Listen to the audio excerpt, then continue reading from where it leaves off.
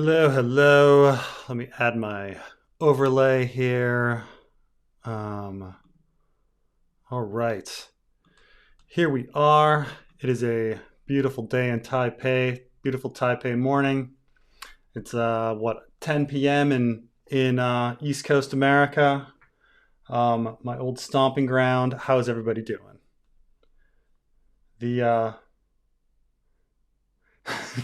people seem to be talking about Raid Shadow Legends for some reason on in the it's oh god, horribly addictive game. I'm sad I spent a bunch of money. I didn't spend any money on it. I was actually a free to play player, but I spent a lot of time. I finished the game, and then before they could add more uh, stuff to it, I quit out, and I was like, ah, oh, I finished. I'm done.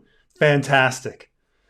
No one, please, no one play it. It's I mean, most video games are super addictive, so I have a super problem with it. So I can't play video games. So I don't know. People do what they want, but I found it really addictive, and you know, it was fun. But whatever.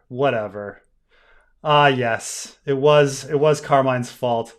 Carmine, there was a question specifically for you earlier, which was, uh, did you go back and watch Star Wars Rebels that explained why the dark saber is heavy? Um, that's a question for you because you're the Star Wars expert. You watched all of Rebels, and you should know this information. I have I'm a movie guy. I know the Star Wars movies and the live action stuff. Let's see. I wanted to get a map of the South, Ice and Fire. I kind of liked what I did last time to keep the topics a little more grounded and in place. So I have my map of the South. Let's um, let's shrink me a little here, just so we can we can see everything in place. I like let's get some other things here. Let's see. And then we're gonna get a nice golden shield PNG. Can we get one of those?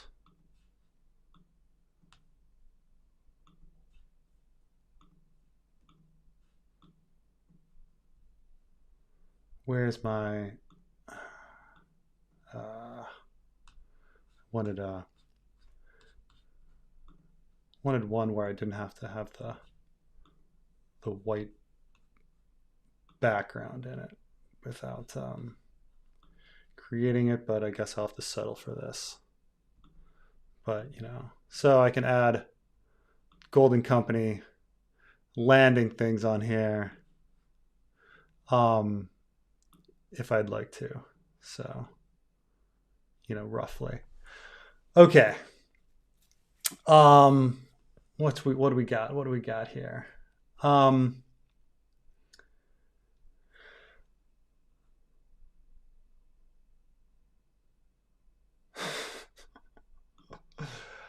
I mean, what's worse? Game of Thrones season 8 or Battlestar Galactica season 4? Bigger letdowns, Long Night or Earth? Um,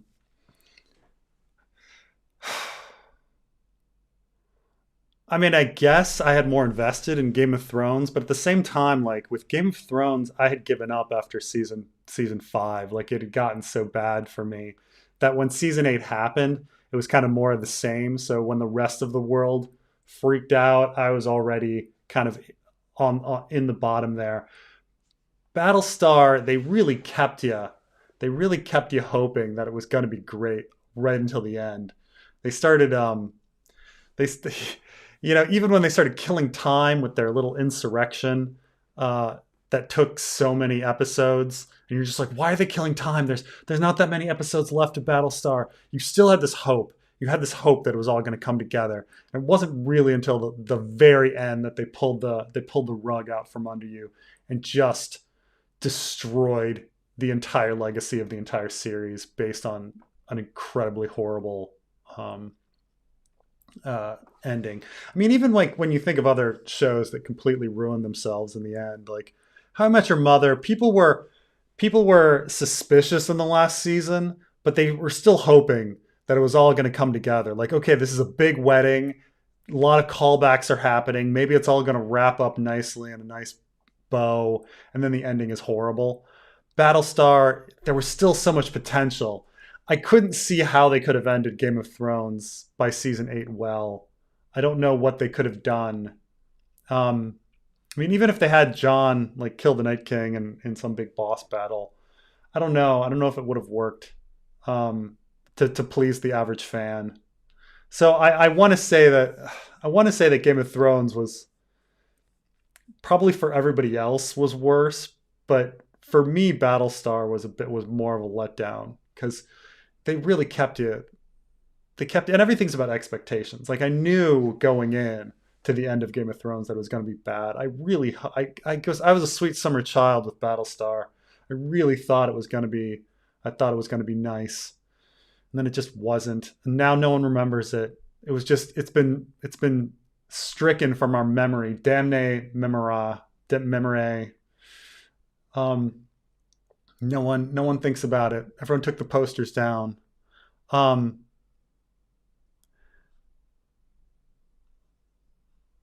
Google Night King, the image where his arms are raised. Then Google Crow or Raven Skull, his sigil for the Raven Crow and the third eye triangle. Yeah. Um, Let me see here. So there's some interesting things, and I will be talking about the end of Game of Thrones in my last Time Traveling Bran. Um, so a lot of people have commented about the Night King's emblem here, looking like like a raven skull or a crow skull, you know. Um, and so a lot of people wonder, what that meant. Let's see, Brienne's armor.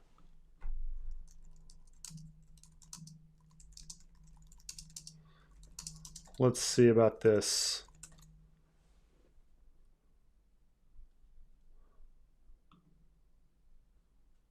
I see.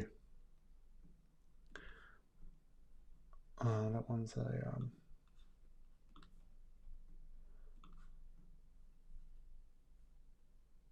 Is there any of these? Come on, is any of these? Here we go. So a lot of people point, and then her emblem, Bran's like emblem, seems to be this crow's head as well. Um, this idea that this was all time traveling Bran's doing. There's a lot to that last line that he says. Why do you think I came all this way? Wondering about the implication of whether or not time traveling Bran planned it all. That he put everything together in some sort of time loop in the show, or he orchestrated everything from the beginning. Um, of course, we were never shown that in the show. It's all left ambiguous. I don't know if even the showrunners knew about that kind of stuff. Um, so, and we're never going to revisit it. So unless George writes something very similar, um, we can't figure it out. But I do think going through the series, it's hard not to get to the point where you start saying that time traveling Bran planned it all. I'll go into this in part 6 a little bit, but once you start saying like, okay, like little things is like, once you start saying, okay, well, if time traveling Bran is the one that opened Ghost's and John's eye, and that is the event that led to John rejecting Stannis' offer and becoming Lord Commander, then you could say, okay, well, if he's going to be Lord Commander, does that implicate Mormont's Raven? Because Mormont's Raven was definitely in on the conspiracy to make John Lord Commander. But if we accept that now Mormont's Raven is time traveling Bran, Then we go back and we say, well, wait a minute, the mutiny at Craster's Keep, that was definitely induced by some shenanigans of Mormont's Raven, making everybody kind of hungry. And Mormont's Raven, so that means the insurrection, the mutiny was Mormont's Raven's fault. And when the Mormont's Raven tells Bran to escape with Gilly's baby, that means wanting to take the baby is time traveling Bran, which means, cold hands and letting Sam escape is time traveling Bran, which kind of makes sense considering that Sam is the one that let Bran through the wall. But then you start, getting into all these different things. That means like if it's Mormont's Raven probably caused Mormont to want to do the Great Ranging, which I suppose also makes sense because Mormont has to die in order for Jon to become Lord Commander. So I guess that all makes sense. But it starts growing and you start realizing, oh my gosh, like this is all time traveling Bran. And then you start saying, well, what about the rose coming out of the chink in the wall? Because that seems to correspond to the Starks and the Wildlings being one, and a chink in the wall being the fall of the wall. So that means whatever time traveler from the future wanted to have the wall fall, which means time traveling Bran is controlling visions at the House of the House of the Undying, which means if he's controlling stuff at the House of the Undying, then the Greyjoy, standing on the bow of a boat, is also his doing, which means everything going on with the Greyjoys is time traveling Bran's doing, and it just goes on and on and on. And maybe George is making mistakes or whatever, but once you start connecting these things, you say, well, if they all have to be the same person, then they all have to be time traveling Bran, and it just grows and grows and grows. I'm not going to go that far in the ending. I'm going to focus on a few other things in my last time traveling Bran, but there's definitely this idea that, it's hard not to get to the point where you have to accept that time traveling Bran just did everything. Ford planned it all, kind of stuff, and with Westworld, Ford planned it all was kind of was the viewers lazy, because I don't know if the show actually ever confirmed any of that, but it was the viewers' lazy way to fill plot holes. Like, oh, this plot hole happened. Well, Ford was planning that, so Ford planned it all. Actually, in the show later, they confirmed that Ford didn't plan it all, so a lot of that was just kind of sloppy. But people that had seen season one, and season one was this package of Ford planned it all, even though it all didn't make sense. We just kind of came to that conclusion that everything that happened was tightly under the control of Ford. Everything that happens in Ice and Fire must be tightly under the control of a time traveling Bran. It's the only conclusion we can kind of come to at some point, unless the author is making a mistake, which is completely possible. Because when we look at Westworld, that's just the writers making mistakes. It doesn't make sense. It's the writer's fault. Have you ever considered doing a series about the Tyrells and Garth Greenhand, and about the possibility of he being the ancestors of all the houses? So interestingly enough, I recently did a podcast that you guys will see in the next few weeks with Trey the Explainer, and we talk about a little bit about legend and what history means for Ice and Fire. And both of us are of this mind that history is not as reliable as archaeology. Like what's physically in the world is a stronger evidence than what people say. It's amazing how much credence we give to what people say. When people just lie constantly, people just make shit up. Like if you were to, I make this comparison in the podcast where I say, okay, if you were to write your own history, the history of your life, what would you include? And then if someone went through your trash, what would they find? And what different stories that would tell? Like, if you wrote your own history, you wouldn't say like, oh, I ate a bunch of junk food and I spent a lot of time, masturbating to internet porn, and I spent a lot of time just sitting on my butt watching TV. I slept a lot. I mean, that's a lot of our lives, but we don't talk about that. We want to remember a certain aspect of ourselves that we think is relevant or that we want to project to future generations. You know, no one's gonna be writing their history and saying, "Ah, I had this horrible relationship with this one person, and I was really stupid, and I broke up, and it was really embarrassing. I did this really stupid, embarrassing thing once when I was ninth grade, and everybody laughed at me." No one's gonna put on that, you know. And those are very real, true aspects of who we are. But when we even write our own history from our own perspective, when we're actually there, we would lie. We would lie and we'd put something completely different.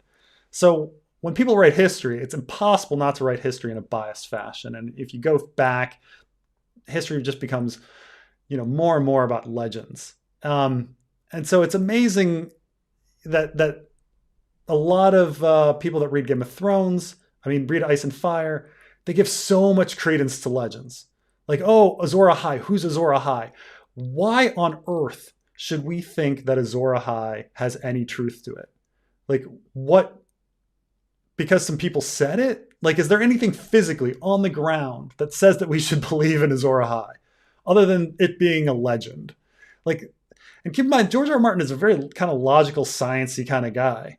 And so when I read these legends about Garth Greenhand, like seeding everything, like why should I believe Garth Greenhand ever existed? Because there's a legend about him. Do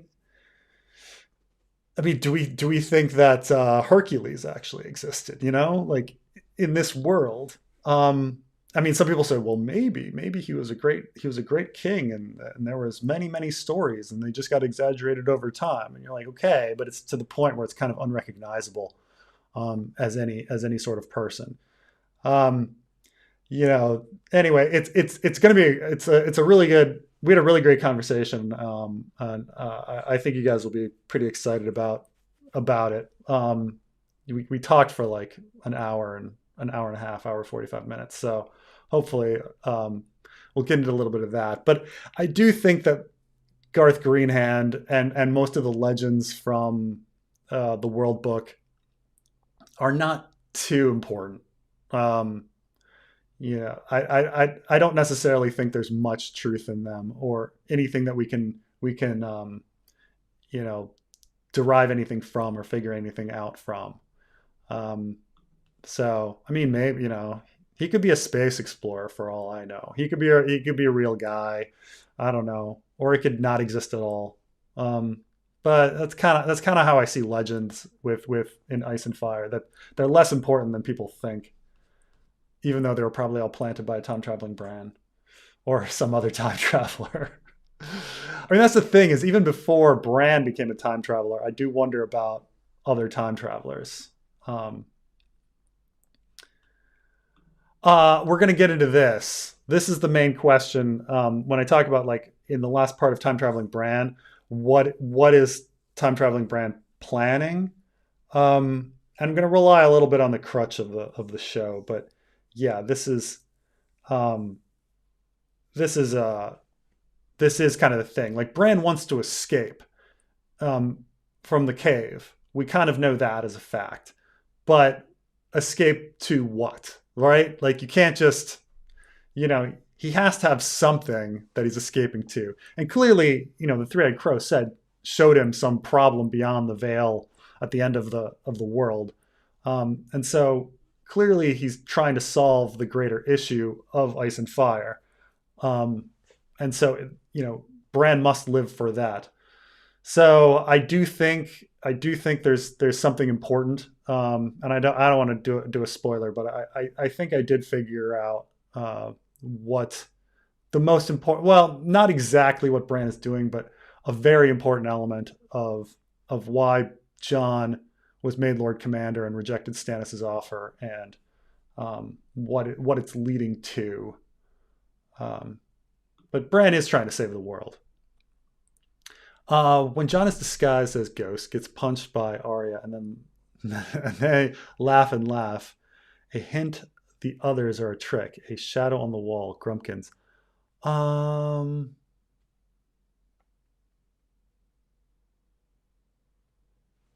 I'm trying to figure out what this does.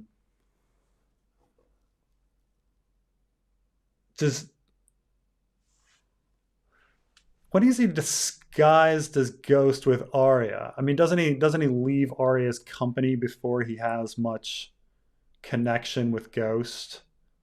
Oh, disguised as a ghost. I've got a. This must be something from the very first chapter that I'm forgetting, like with the giving away needle. Um, I've gotta figure it. Gotta go back here real quick. Um,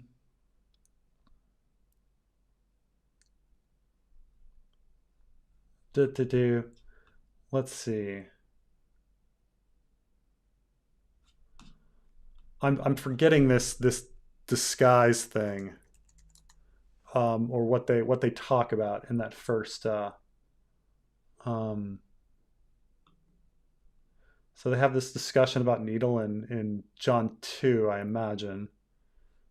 But I'd have to go back and read this, read what's going on here. But if there is a trick about the others, you've stumped me on this event. So you have to remind me of exactly what happened around here. Um, yeah. This is the question. Have you considered other time traveling brands sends visions to other vision senders like Quaithe or Marwan? Absolutely. And this is the thing about puppet masters being puppet masters, or who is the puppet master and who is the puppet. Like, how much is Bloodraven aware of what he's doing? Um, does he have his own independent agenda? Do the Children of the Forest have their own independent agenda? I mean, certainly when I did the Night's Watch series, and certainly when I have my original um, ideas about things, I thought Bloodraven, who looks like a puppet master, but I kind of felt that he was the puppet of the Children of the Forest. I think I've shifted over time to thinking that he's more of a puppet of time traveling Bran. But there is the question of, all these people, are they all puppet masters? Um, the dragons appear in time traveling Bran's first vision, or the Three Eyed Crow's first vision to Bran. He does talk about dragons waking. So at least in the previous iteration of the timeline, dragons came about. Um, we're not sure if they've, did they appear in the original iteration? In time travel, in timeline not, were there dragons? I have no idea. Because it does seem like we need Quaithe's visions and Quaithe's influence to hatch the dragons. Um, but but who knows? Maybe the dragons are going to hatch because of something Illyrio and Varys are doing and setting up. Um, we're not sure, but whatever the case, like in time traveling Brands, I mean, Three Eyed Crow's first vision, there are dragons. So it seems like they're related. But then again, Sir Robert Strong seems to appear in the first vision, as does the Hound. And you're like, how on earth is Sir Robert Strong related to what time traveling or what Bran is doing? Or the battle against the others or any of that. Strong had nothing to do with it in the show. Like, he didn't go north. He had very little influence on anything. He was just a lackey that killed some people. That lackey could have been anybody. So it's I'm completely puzzled by why Sir Robert Strong would be in the vision from the Three-Eyed Crow, um, or whatever. It's a giant without a head. That seems to be describing Robert Strong. Well, I'll bring up the exact quote. Um, uh,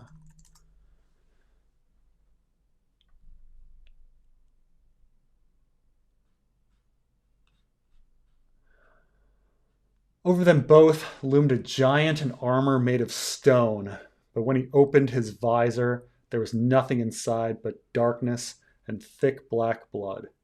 Now, of course, maybe it's not Sir Robert Strong. Maybe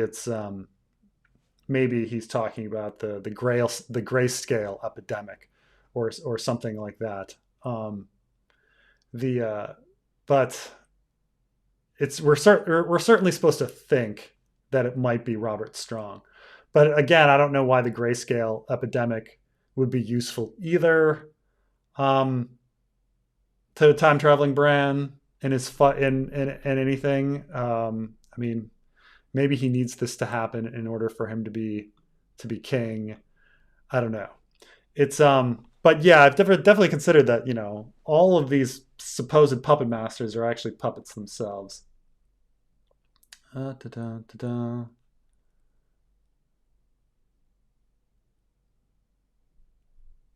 Um, I'm confused about the back door of the cave. Is it at the top of the wall or the bottom? So, well, the back door is further north from the entrance. So you have a hill, and on top of this hill is a big werewood tree, and the front door is at the top of this hill. Once you're in, I imagine these werewood roots go pretty far, um, and they about 10 miles, which is 16 kilometers or something for non-Americans. 6 kilometers further north through a tunnel, I imagine, you get to the back door. The back door is at this point subterranean and down a sinkhole. So to get out, if you're in the cave, to get out, you need to climb up. If you're outside of the cave, you would have to climb down. Um, and so it's nowhere near the wall, but because it's a sinkhole, one could probably think that the sides of it are quite wall-like.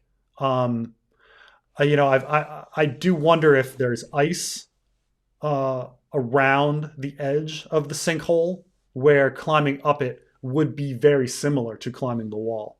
I even think about the distance. Like, is the distance roughly the same? Will Mira have to climb a 700-foot icy route up out of the sinkhole that's quite similar to the wall itself? Um, but nonetheless, maybe 700 feet though would take her a long, long time, and she would need a long, long rope.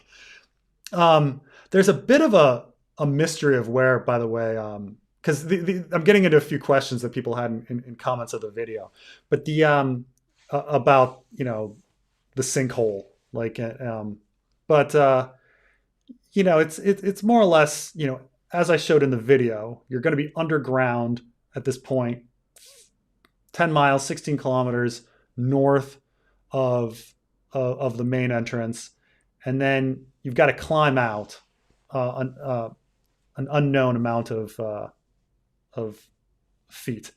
Um, so and presumably it's a tough enough climb that original Bran in timeline not fell, that he was not good enough to get out, but Mira is good enough to get out, and because it's a difficult climb, whites and others are going to be unable to make that climb. Even others, as light-footed and agile as they are, might not be able to climb out. Only Mira. I mean, after all, like, the others can't make it over the wall, supposedly. So the others, like, I imagine, can't climb, or can't climb well. So it's got to be like a kind of similar situation. I imagine a drop. Though, where is she getting this rope? She had, like, she didn't have a rope when she was at the wall the first time, but she had a rope in the Cave of the Three-Eyed Crow because they climbed down to the underground river, and she has a rope to climb down and then pull Jojen back up. So I don't know how long her rope is or where that rope came from.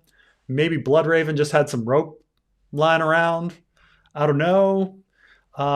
Maybe maybe she's going to get some an ice axe and some crampons and other things.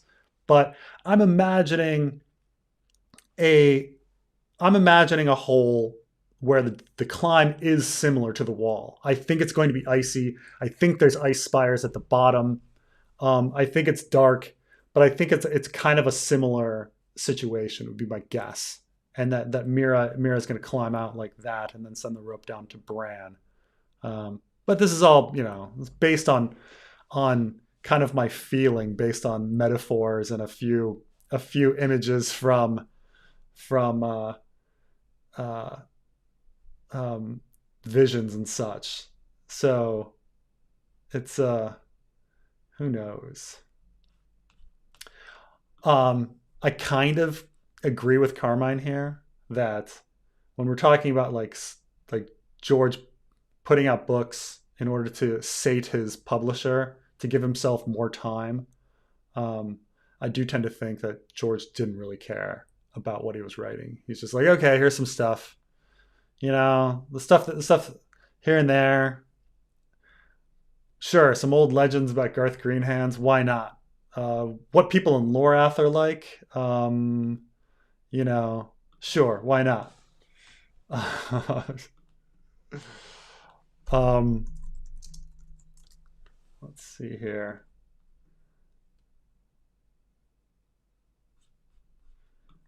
I'm trying to figure out search for search for Punch Baby. Um,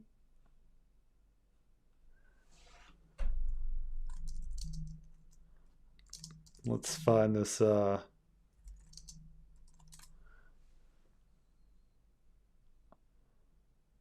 not. Yeah, I don't know. Can't find anything on Punch Baby.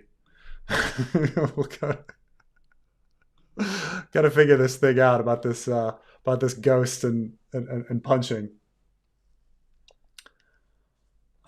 Why am I still in my quarantine facility? This is our apartment. This is our apartment. So uh, most people when they come into Taiwan have to do 2 weeks quarantine at a quarantine hotel, but um, uh, my wife is working for the U.S. government, so uh, they have a special situation where you're allowed to quarantine at home. Um, I think they actually opened that up where during Chinese New Year, the Taiwanese in general were able to quarantine at home as well. I don't know if it'll continue after um, uh, Chinese New Year, but this is I never stayed at a quarantine hotel, which thank goodness, because that's one small. I mean, small enough place dealing with a toddler. Um, it's when Arya is escaping the Red Keep and she knew she kills the stable boy. Oh, it's an Arya chapter. Okay, Punch Baby. Here we go.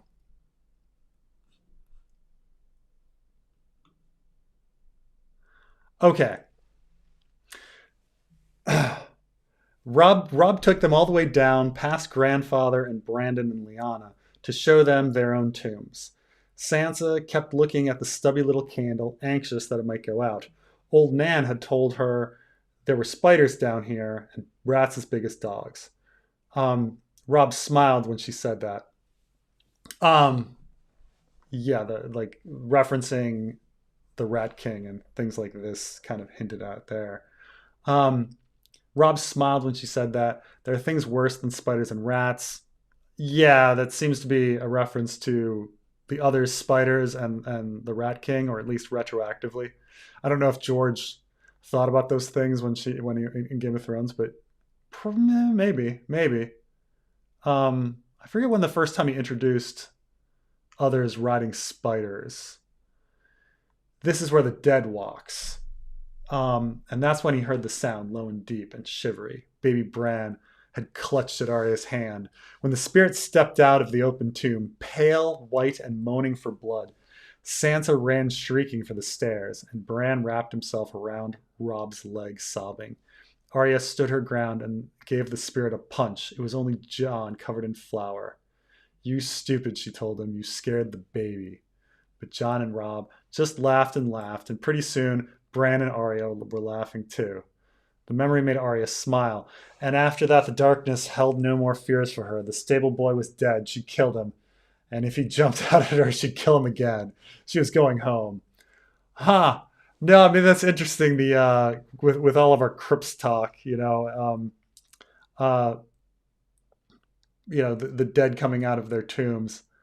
The it's it's funny because we kind of all think about the show and them hiding in the crypts and the Starks coming out of their tombs there. Um, but of course, in the show there were no crypt dreams, so or at least there was one crypt dream with Bran, but it didn't involve like the Starks coming out of their tombs, which is like a regular thing of Jon's crypt dreams, right? And Bran's crypt dreams. I suppose he Bran's crypt dreams he sees Ned in his tomb, and then John's crypt dreams they're like coming out of their tombs. Um, and so when we think of like them coming out of their tombs in the Game of Thrones series, like there's an echo there, but it makes no sense in the show's context. Um, but it's one of those things where you're like, it was a really stupid idea for them to be hiding in the crypts, and yet like because it has this like echo to the books, you're like, was George planning that? I don't know. Was George planning that really stupid idea? Um, Possibly. But yeah, that no, we definitely have a it definitely sounds like the others when we're talking about spiders and rats. Um, let's see when the first time spiders make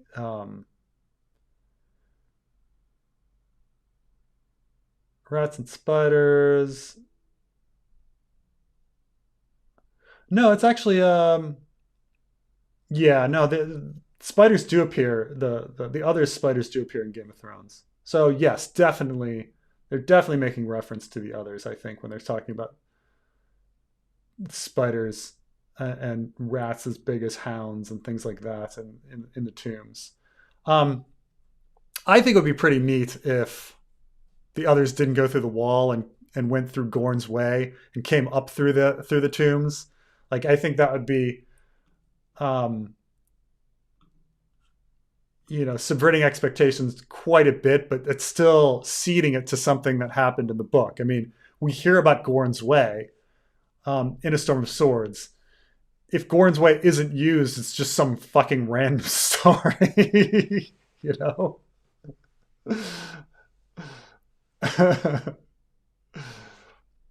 um, let's see. Is Quaithe purely imaginary? No, I mean, Zaro Zoandaxis sees Quaithe and makes reference to Quaithe. So Quaithe is definitely a real human being living in Karth. Um, the that's she's not imagined, um, at least at that point. So um, yeah, but I mean, had she not been seen by Zaro and some of the other characters there, we could maybe think about that. But but she's definitely real. And for those, I mean, I've mentioned this in a lot of videos. Like, it's pretty certain that Quaithe is the one that caused all of Daenerys's visions in the in a Game of Thrones. All her bloody vagina dragon dreams that keep happening. Um, and it just has to do with like the line whispering of stars is a line that happens in Game of Thrones, and then in A Dance with Dragons, when she's in the um, uh, Dothraki Sea, she also hears, like, she also knows that Quaithe's mask is made of stars, and she's whispering to her. So it's like it's it's pretty certain that it's Quaithe the whole way. But could Quaithe be, somebody that's been Hodored by time traveling Bran? Certainly, certainly. Um, Do you think the Tyrells will defect to Aegon? Seems like a popular idea, but I don't see why they ever would. They run King's Landing at the moment. I do not actually think the Tyrells are going to. I think pretty much everyone except the Tyrells are going to defect. I think that.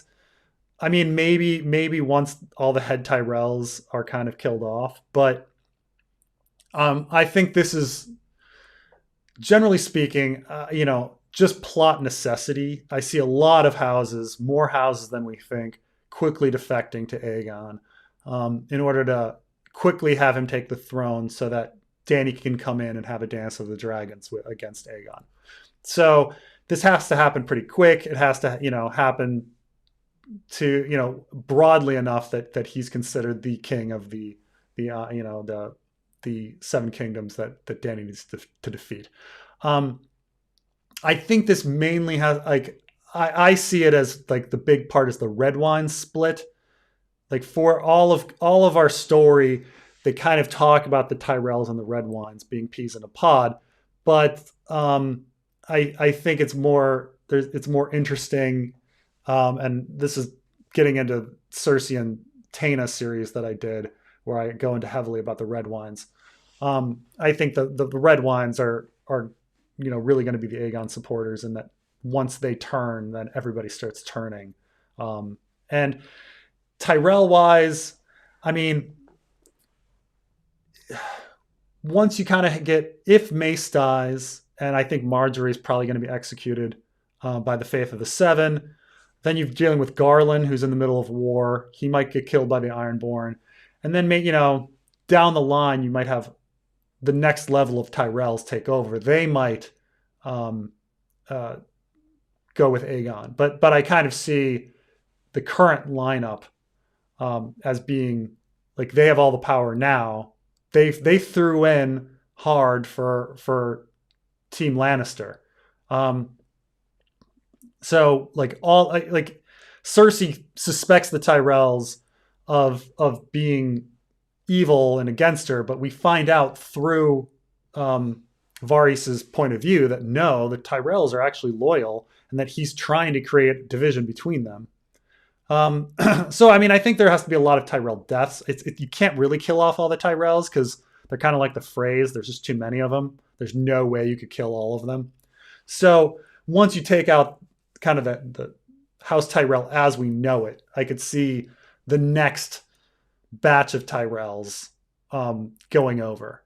But I definitely see House Tyrell falling as the main power in the Reach, and the story shifting to Red Wine and Hightower in the final act. We've been hearing so much about Hightower. They have to enter the story. They have to be the big player.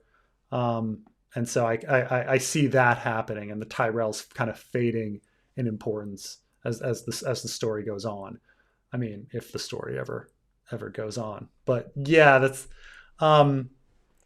but yeah, I mean, we don't, other than Viserys thinking that Tyrell would go for Aegon, we have no support that no textual support that the Tyrells would be Aegon supporters. When Varys speaks about the Tyrells and their scheming in A Game of Thrones, he doesn't mention them as being on his side, and he doesn't talk about them being people he can convert easily.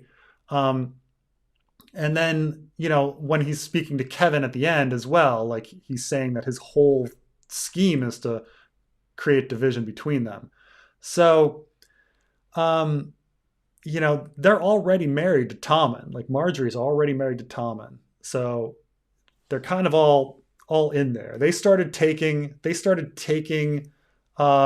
castles as well.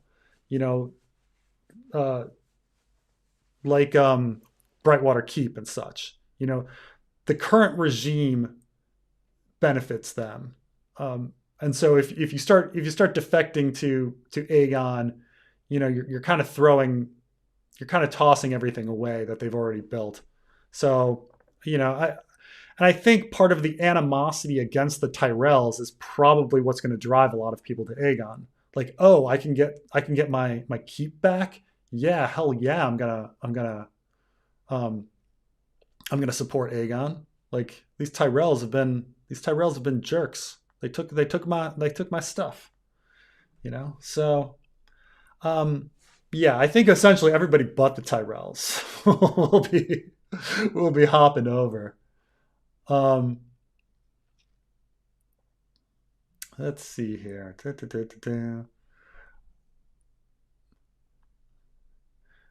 Oh, am I way back? I'm still catching up. Make rope from wayward roots. I imagine that that's how these ropes are being made. I mean, they seem to have a lot of them. I mean, she has a rope all of a sudden in a Dance with Dragons that she didn't have in a Storm of Swords. Um, I imagine, yeah, you can make them out of. That's how rope is generally made. I think.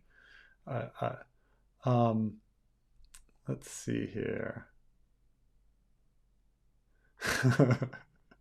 Is Quantum Leap sending Howland Reed south? Um, the What about Quantum Leap? Quantum Leap never really made any sense, did it? He was constantly changing the timeline, and it didn't seem to affect anybody inside the realm of the Quantum Leap facility. Like he specifically did stuff to his own life. Like he had a whole series where he went back in time 3 times to affect the life of himself, and it still didn't seem to affect anything inside the Quantum Leap facility. It made no sense. Quantum Leap's kind of dark when you start looking at some of the stuff that he does. Like he blinks some people out of existence. There's this whole episode about it's really weird because he has a high school basketball game that he needs to play. And he finds out that his girlfriend in high school marries this guy with no nose who plays on the opposition's team. And they have a couple kids, but oh no, they got divorced. And so he goes back in time and changes the effect of the game, which makes it so that she doesn't marry no nose and the kids blink out of existence. Like he like retroactively like just does horrible stuff. Like Quantum Leap's a fucked up show, really.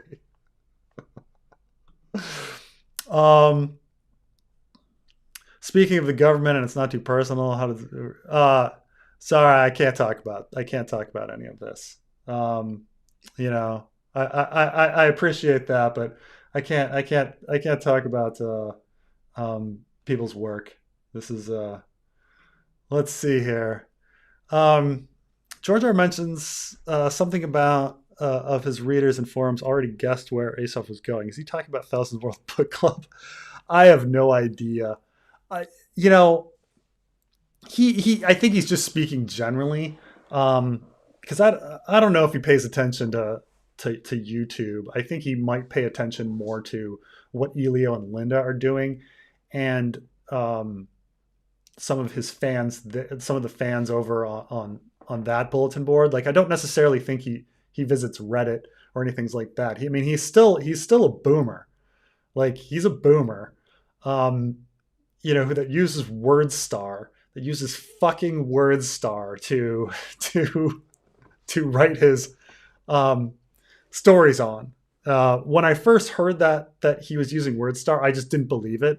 I was like, he's just saying that. Like logistically, it's such a pain to use something like WordStar. Like you would have to convert all your documents, or like you'd have to run an emulator and then convert all your documents to like text or something. But I don't even know if WordStar could do that. And then, because even if you open up Microsoft Word now, like it can only convert stuff from various versions back. Like you'll have to be like Word version 8 and on. Like going all the way back to a program like WordStar, I just didn't believe it. I was like, no, that's just too much of a pain in the butt. Why wouldn't he just choose a regular like word processor? And it's like, no. And then I saw the John Oliver thing, and there it was on his screen, like using WordStar. So when people are like setting up his blog and like I don't think he tweets his own tweets. I don't think he uses Twitter. Like, and so like maybe if he goes on the internet, he's going to be like, well, where are the fans? Well, they're probably on Elio and Linda's board. And so then he's going to check that. And, maybe they guessed a few things here and there when he was reading through stuff. But I don't think he's paying attention to YouTube. I don't think he knows who Preston Jacobs is. I don't think he knows. I don't think he reads. I don't even think he reads Reddit. Um, I know that he got sent something about the Myronese uh, blot, which was an old blog about the Daenerys story mainly, and he read that and he was like, "Oh no, this guy's pretty much got it." Yeah, but those are general like theme oriented stories. I mean, like one of them's about like how Skahaz is pulling the strings and how Hizdar is actually a pretty good guy and not really not super groundbreaking. Like if you read the story enough, like yeah, yes, of course Skahaz is a schemer and Hizdar isn't that bad. Like you just have to read the story twice to kind of get that feel. So like he read Myronese blot and he was like, oh no, this is like spot on, which isn't surprising. So I imagine he like perused the uh, Westeros.org boards and saw some people that had some ideas on where things were going. I think some of the stuff like John's resurrection or something, or that kind of stuff, which is all they were fucking talking about. It was all R plus L equals J, John resurrection kind of stuff. Like that's all they were talking about forever. So he probably saw that and was like, yeah, yeah, no, they figured it out, but nothing really specific. Like who's gonna.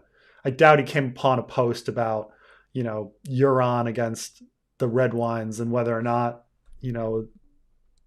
somebody's going to chum the waters with blood or something that's specific. I don't, but yeah, I don't think he was talking about the Thousand World Book Club. Though, I mean, I admit that Thousand Worlds fans, like Thousand World Book Club's fans, have definitely been asking questions, which makes him like make comments like, "Wow, I didn't realize there's so many Thousand Worlds like fans." Like, um, and regarding that, like for instance, he used to not even call it Thousand Worlds. He used to call it. Sometimes he would call it Thousand Worlds, but then he started calling it. He also used to call it Future History, like my Future History world.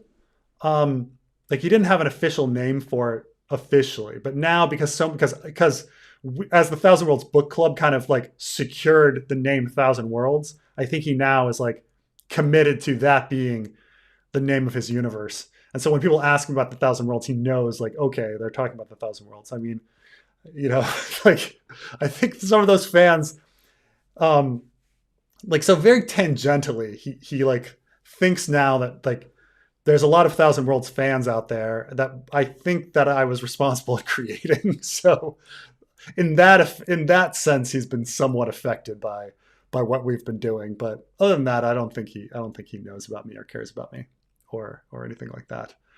Um, Theon gets Crypt streams too, which baffles me. He yeah, let's talk about Theon and the Crypts for a second. Um, he has some weird dreams about people like Lyanna where you're just like, why is this even here? Like, what is this doing? Why should Theon um uh why would Theon be useful in any of this?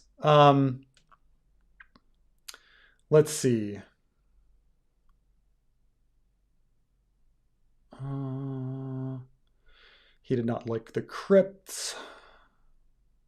He always thought the crypts were cold. I'm trying to see if he mentions his dream. Um, huh. I don't know if it's specific here. I'm trying to find if he himself ever had a specific nightmare. Um, but can't find it yet. I'm gonna search for this later. Um, because when he does have random dreams, like he's got his dreams of the mill, obviously. Um, and then later he kind of dreams about um, being in the Great Hall and having all the dead people he knows in there. But I'm trying to think if he actually specifically had a crypt dream. Um, I'll have to look into that later. But uh, but we shall see. We shall see.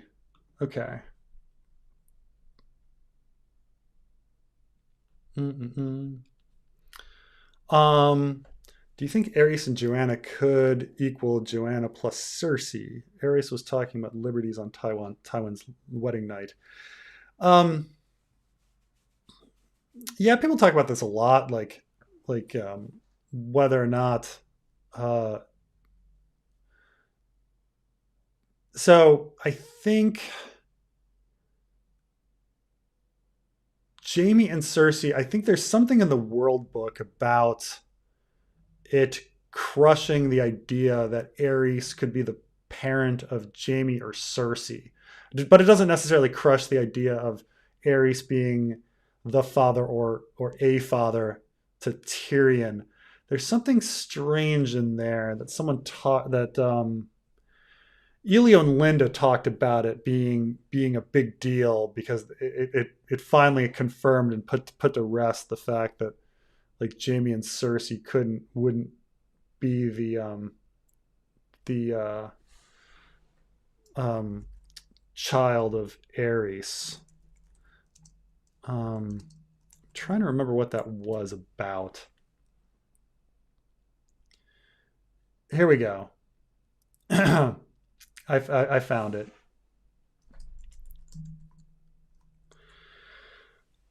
If you're asking if Jaime is the son of Aerys II, new information in the World Book establishes the timeline that confirms that it's not possible. Tywin Lannister married his cousin in 263, and after Aerys' behavior at their wedding, Aerys Queen Rhaella dismissed Joanna from her service and sent her back to Casterly Rock. The twins were born 3 years later in 266. So, though it's possible that Aerys did some weird shenanigans on the wedding night. If no impregnation happened, if even that occurred. Yeah. And Jaime and Cersei uh, were born 3 years later when Joanna was at Casterly Rock. So at least according to the World Book, and assuming Aerys did make some weird random trip to Casterly Rock, um, uh, it seems that no, Aerys can't be the father to Cersei and Jaime, though. Who knows? Who knows? Let's see here. We definitely need more Darkstar in our lives. One of the best. I mean, I'm trying to think like chapters that I'm most like waiting for. Definitely Samwell. Like Samwell, the Winds of Winter. I'm just like I just want to find out what he's doing at the Citadel. I want to find out about the Faceless Men and the Glass Candle and where if Gilly is on that boat. My God, do I want Samwell's next chapter? Like, geez. But I also want Ariel Hota's chapter, like hunting Darkstar, just because it's just like he's heading toward like he's heading to High Hermitage. He's not heading right to Starfall, but he's heading in that region with against a Dane, and we have no information on the Danes and their entire family, and we just something's coming. That Darkstar has some sort of information, and something incredible is going to happen in that interaction. It's gonna be fantastic. Man, do I want that chapter. Like that's chapter one that I want. I want Samwell. It's number one. Ariel Hota number two. Those are my most anticipated chapters. Um, yes, if there were another Quentin chapter, I would want to read that too. But or whatever is going to reveal what's happening to Drink and Arch. I'm super interested in what's happening to Drink and Arch. But a lot of chapters, like I kind of know what's gonna happen. Like you could give me like more Tyrion or Barristan chapters. I kind of figured out where that story is gonna go. I kind of know where John or Theon's stuff is kind of gonna go, um, or Asha. You know, even if one thing goes one way, I know it eventually is going to go another way. Like because we have the show as a crutch and other stuff, and stuff has to happen for the plot to fit together. But stuff where we have no clue, like no inkling on what might happen next, is Sam and Ariel Hota. Like we have nothing. We have no idea. We have no idea. Like even when think about Ariana and John Con, like we kind of know that Aegon's going to take over because there has to be a dance with the dragons. We know that Daenerys is going to make her way back. Like we know she's going to survive. Like none of those things are interesting or as interesting as these characters that don't have show counterparts or don't have significant show counterparts and are doing completely different plots. I mean, Sam being at the Citadel, like yes, he was at the Citadel in the show, but he wasn't really at the Citadel in the show. He was there and then he wasn't, and he went back north. And we're gonna have something. Brave companions. You know, Jock and Hagar. Like all these plot lines that Darkstar. Like all these plot lines that are not in the book at all.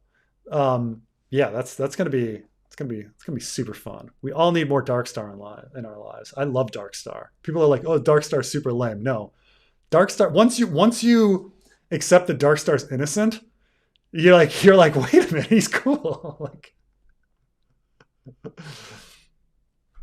might George R. R. Martin be retconning the story to settle it purely in the fantasy genre? Um, it's funny every time like people show me some interview where George R. R. Martin like says that there's magic in Ice and Fire. I then see another interview where he's so cagey about whether or not there's magic in Ice and Fire. I don't know if many of you saw the interview with it's the guy from the Mac. You remember the old Mac commercials? That comedian, um, John. He used to be on the Daily Show, um, but he did an interview and he did the same kind of thing that IGN did years ago, where they kept saying like, "Oh, there's all this magic in your stories. How do you handle it?" And George R. R. Martin was like, "Well, there's not that much magic." And he's like, "No, but there's so much magic." And he's like, "I mean, there's dragons." He's like, "Well, yes, there's dragons, but they still act very much like animals." And he's like, and then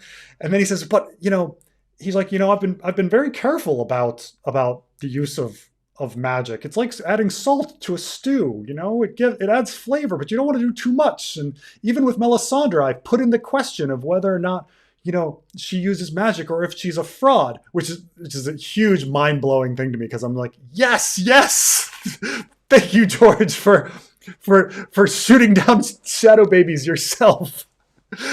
Like, and then the interviewer then keeps pushing like, "No, but her magic is so visceral and da da da da da," and it's like, you keep saying there's magic, interviewer. Like George R. R. Martin is very cagey on it, so I don't think he's done it yet. I don't think George R. R. Martin has put. I'm not saying he's not going to put more magic in the story, but I don't. He hasn't done it yet. So if anything, Dance with Dragons stepped back from a lot of the magic that he put in a Clash of Kings and a Storm of Swords. Like Feast for Crows and A Dance with Dragons was kind of a step back. Yes, Lady Stoneheart appeared, but Beric Dondarrion was already established. He made Melisandre into a fraud. We're in her perspective, and she's not as powerful as she claims she is. We have the Euron character doing all this magic that's not magic. He's walking it back in the last two books. So I hope he walks it back even more, but maybe he'll walk it back and then push it forward again. But it's just so ingrained in who he is to not take it too far.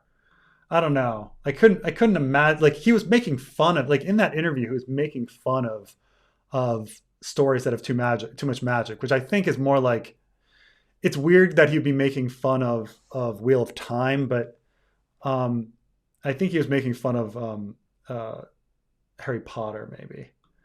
Um, um, Setting aside that George R. R. Martin won't finish the series, do you even think the series can be completed with 2 books? No, I don't think George. I don't think the story could be completed in 2 books. At least I don't think George could complete it in 2 books. I think if you had a different writer, um, who a more concise writer, it could be done. I don't think George, the way he writes, or even the way he's begun to write even more, like you would need him to return to Game of Thrones form completely and efficiently for 2 books. And we already kind of know, because we have enough Winds of Winter chapters, that that's not the case. Though those are really just leftover uh, Dance of the Dragons chapters. So they're not. It's a little unfair maybe to call it those Winds of Winter chapters. Um, if he returned to a Game of Thrones form, he could maybe do it. But I don't think George is going to do that. I think he's opened things up. He likes his long travel log chapters. If a completely different writer did it, it could be done. Like I've thought about like how I would bring the story together, um, and I think I could do it. But even I mean, if I were a good writer, I'm saying like I could outline it. I could do an outline and say, well, this chapter would do this, and this chapter would do this, and this chapter would do this. I don't think I couldn't write that well, but but yeah, I don't think George can do it. He's definitely written himself into a hole. He would need 3 or 4 books to close it up. I mean, in his original plan was 3-part book: War of the Five Kings, Dance of the Dragons, Others Invasion. He hasn't even gotten to part 2. He's done 5 books on part 1. That's it. Like he can rush it and be like, okay, I'm going to do a whole book for part 2, and then a whole book for part 3. But we already kind of know that that's not going to be the case. He may get to Daenerys arriving in Westeros at the end of the Winds of Winter, and then you're talking about doing the first half of A Dream of Spring as part 2, and the second half as part 3. He just can't do it. A different writer could, but you know, it's way too much. It's way too much stuff for him, and especially with the way he's shifted his writing style. Yeah, it's just sorry. Um, mm, mm, mm, mm, mm,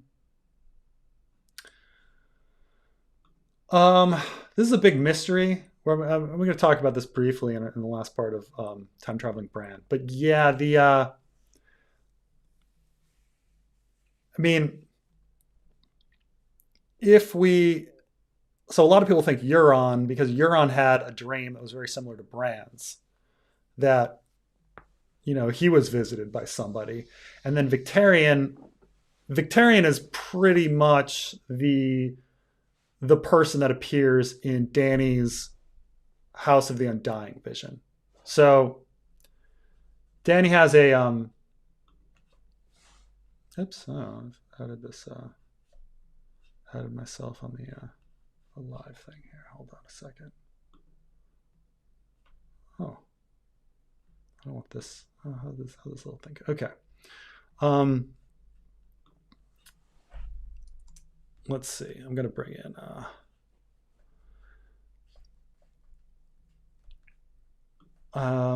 okay. Dany's House of the Undying Visions. This is why do I even have this thing here? We haven't even been talking about this. All right.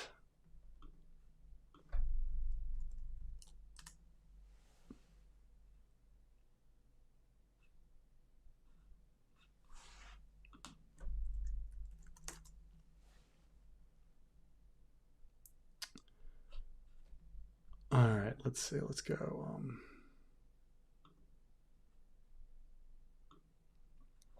Briefly, let's move this guy over here. Okay. So she's got this House of the Undying vision, and one of the things she sees is a corpse stood at the prow of a ship, eyes bright in his dead face, gray lips, smiling sadly. Now, for a long time, people have been thinking that this is a Greyjoy because he's got gray lips, Greyjoy, gray lips. Plus, he's on the prow of a ship, his eyes bright, and his dead face. So a lot of people were like, "Oh, does this mean Euron?" The thing is we have. Let's see if this is Victarion's on here. No, it's not. Can I get Victarion's sample chapter written out here? Here it is. So there's this aspect of Victarion sample chapter that he said, here we go. So Victarion is on the prow of his ship, about to go into battle, and he says, they would be the first to strike the blow, first to look into Fear's eyes as he stood on the prow, right there, of the Iron Victory. He thought of his first ship, of his first woman. A restlessness was in him, hunger for the dawn and the days that things would bring, death or glory. I will drink my fill of both. The sea stone chair should have been his when Balon died, but his brother Euron had stolen it from it, just as he'd stolen his wife from many years before. He had stolen her and soiled her, and he left it for me to slay her. So he's sitting there feeling both happy and joyful about going into battle and sad at the same time, remembering all of these memories in his past. So smiling sadly, like on the prow of a ship, gray lips, Greyjoy. Plus, in his dead face, we kind of know that like he's gone through this experience with his hand where he's perhaps dying. And so this is, in my mind, 100% Victarion. So the thing is that if we accept that this is legitimately the future, it's really, really difficult to predict that sort of thing. Like when I say like there are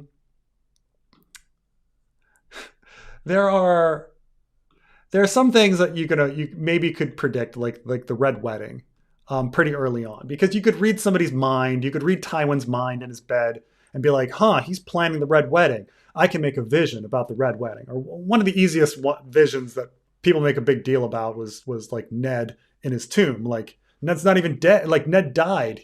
All they're doing is like bringing the information faster somewhere.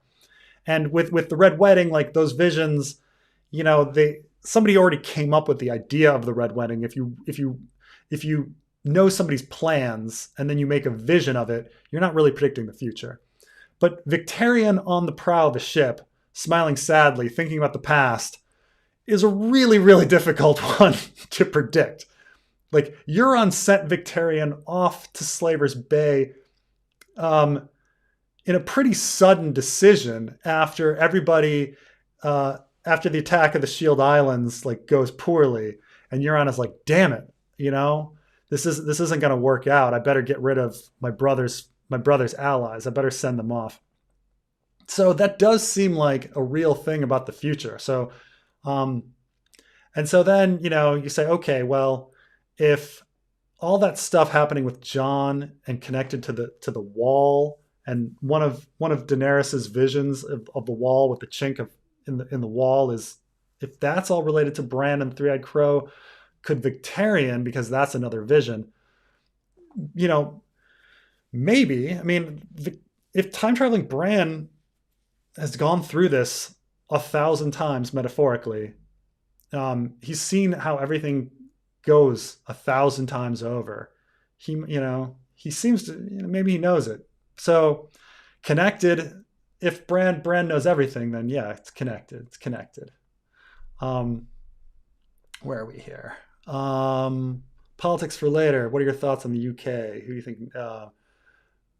think NATO is irrelevant? It should be dissolved. Yeah, we'll get to politics a little later on. But we'll go back. We'll come back to this. But yeah, how is NATO irrelevant? Like, as long as Russia exists, NATO's relevant. Um, let's see. Let me think through here. Da, da, da. Oh, I'm way behind on things. I'm sorry that it's true. Darkstar did nothing wrong, except no, he did nothing wrong. I mean, he was kind of an arrogant douche, but he did nothing wrong. He wasn't the one that cut. He was definitely not the one that cut the girl in the desert, whoever the girl in the desert is. um, your vid talks about the climbing coming mirror. Got me thinking about Stonesnake. What are the odds that he's still alive? Um, I definitely think Stonesnake's still alive. um, you don't just have him disappear and then never come back. He's got to be back. Um, then there's some questions like, is there enough time for him to be Cold Hands? He seems like he was Cold Hands as a brother that's been dead for a long time though. And um, so I don't know how Stone Snake. I mean, I don't know how Stone Snake is going to come back. I think maybe if I mean when they resolve the Benjen plot, I think he's going to somehow be there. But they need to somehow resolve the Benjen plot. But I don't know if like has George even like come up with what he's going to do with the Benjen plot. Like where did Benjen go? We still don't know. Where did Stone Snake go? We don't know. Um, this I mean, because we know he's not Cold Hands. We know Benjen isn't Cold Hands, and Cold Hands in general seems to be old. I think their description of him was. Uh, Let me think. I can get to the because it's kind of important. Like when all the people that kind of because there is the Benjen is Cold Hands theory. Um, that was officially debunked by George's notes himself, but because his editor put in the margin like, is this Benjen? And George R. R. Martin wrote no. So we know that Cold Hands is not Benjen, unlike in the show. Um,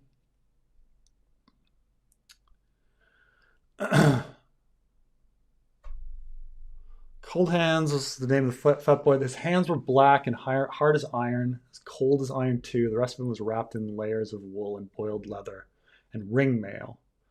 Um,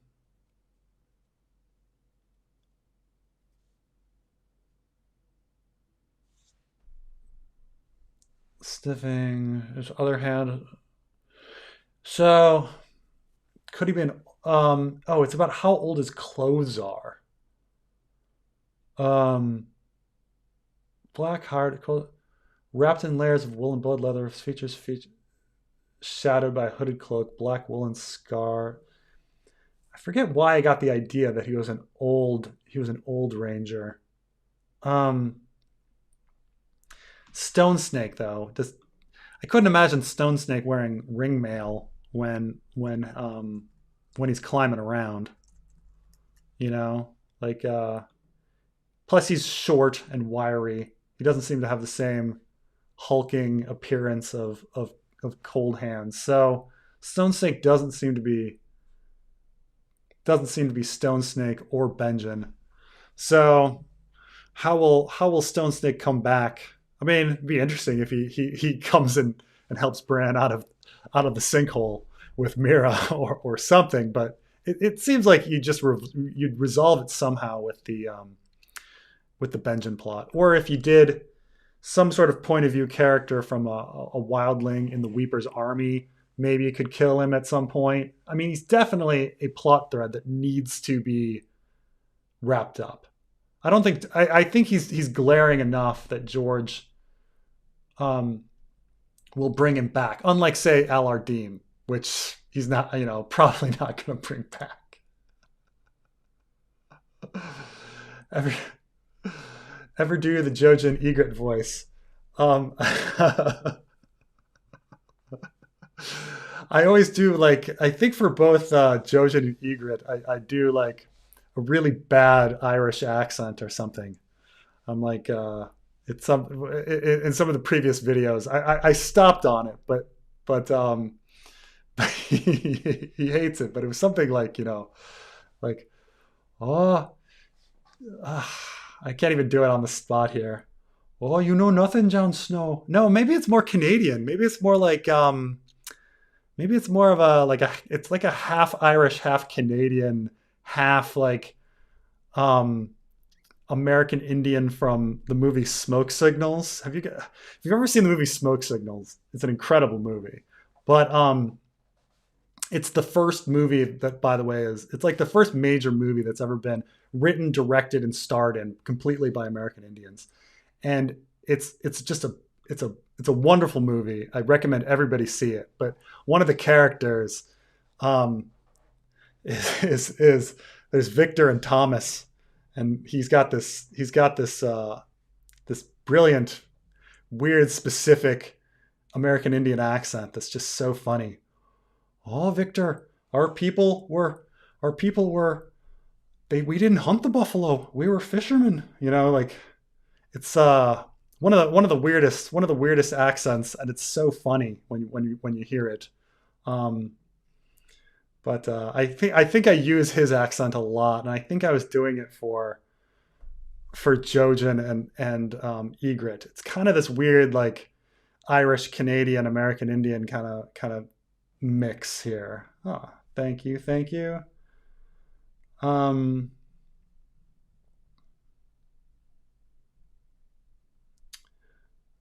um, would you say what would you say to convince someone to read the books now who they'll never likely be finished? What's funny is my sister is reading them right now. Um, Even though like they're never going to be finished and she has no plans of watch. Well, I guess she's going to watch the show. But I would say that I mean it's tough because so much of the fun of reading Ice and Fire is this, like the community, like theorizing about what's going to happen next, and then hoping. And so, I mean, we're still big enough, and maybe the community will still be fun when House of the Dragon comes out, or if Winds of Winter ever comes out. But I would say that like the thing that's convincing is that like there's just so much fun. There's so many small details that are fun to think about with possible futures, and just when I always like when I talk to people, like when I meet normies out there and at a party or something, and they're like in somehow a YouTube channel comes up, or someone's like, oh, Preston has a YouTube channel, and they're like, really, what's it on? And I'm like, well, it's on like Ice and Fire and Game of Thrones. And people are like, really, what do you talk about? Isn't And I'm like, well, there's all these little details in the book. And then I usually bring up the Theon Kinslayer is usually my go-to. And I'm like, for instance, do you remember in season 2 when Bran kills those Miller's boys? And usually the normie is like, no. And I'm like, okay, well, in season 2, Theon kills these Miller's boys because Bran Rickon escapes, and he needs two stand-ins to pretend that he's killed them, and so he kills these two Miller's boys. And then in the book, you find out that he's been having sex with the Miller's wife, which means, and they're like, no, what does that mean? I'm like, it means that maybe one of the kids is his, and they're usually not that impressed. But for people that are more into it, they're usually like, oh, that's pretty interesting. I'm like, okay, and then it's more fun. but but so I usually bring that the theorizing and about the background stories and all the little things in the background is really fun. Like just thinking about like how many read throughs did it even take for me to be like, well, wait a minute, what do you do when in succession when you have twins? Like, who is the heir to the arbor? Like that didn't even occur to me for years, like, and then reading through this, I'm just like, wait a minute, like why aren't the red wines like grabbing lands when they've got this whole problem of two boys that both should inherit the arbor? Like, this is really fascinating. And then looking at history and being like, huh, like in Barcelona, there was actually twins and they co-ruled, and all this fascinating stuff. It's all this little stuff in the background, and each one of those little issues is really fun. They're fun little rabbit holes to go down. Um, uh, let's see here. I don't think the others are going to go into the cave. Stannis loses to the storm, retreats, burns Shireen. Stop it. Emboldened. He and his men are going to ranging to kill uh, the Ghost champions. Blan and Brun. Huh. I mean, that'd be an interesting turn of events. I mean, whatever the case, whoever has to come, like somebody has to come to hold the door. Like we know that Hodor is holding the door for somebody. It's just you know, who? Who is he holding the door for? I mean, it'd be certainly more fun if it were someone besides the others, because we're all expecting the others. Of course, I think it'd be kind of fun, um, if the others make it under the wall and do things differently.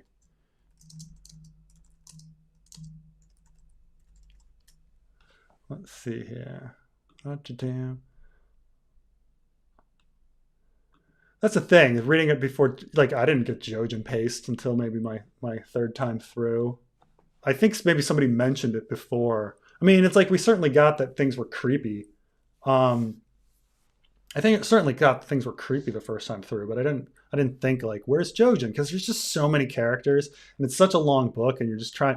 The first time through, you're like trying to get to your next story, and you hit this Bran chapter that is a little dragging when you first read it, and so you're like, okay, let's get back to Theon, which is what you really care about at that point. You're just like, let's get to the next Theon chapter. Oh my God, what's going to happen to Theon?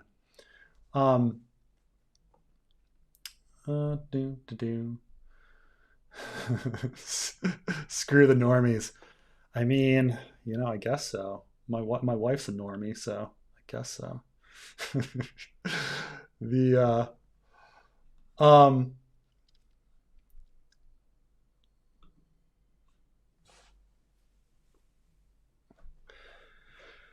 the carved faces. This is something I've thought about a little bit. So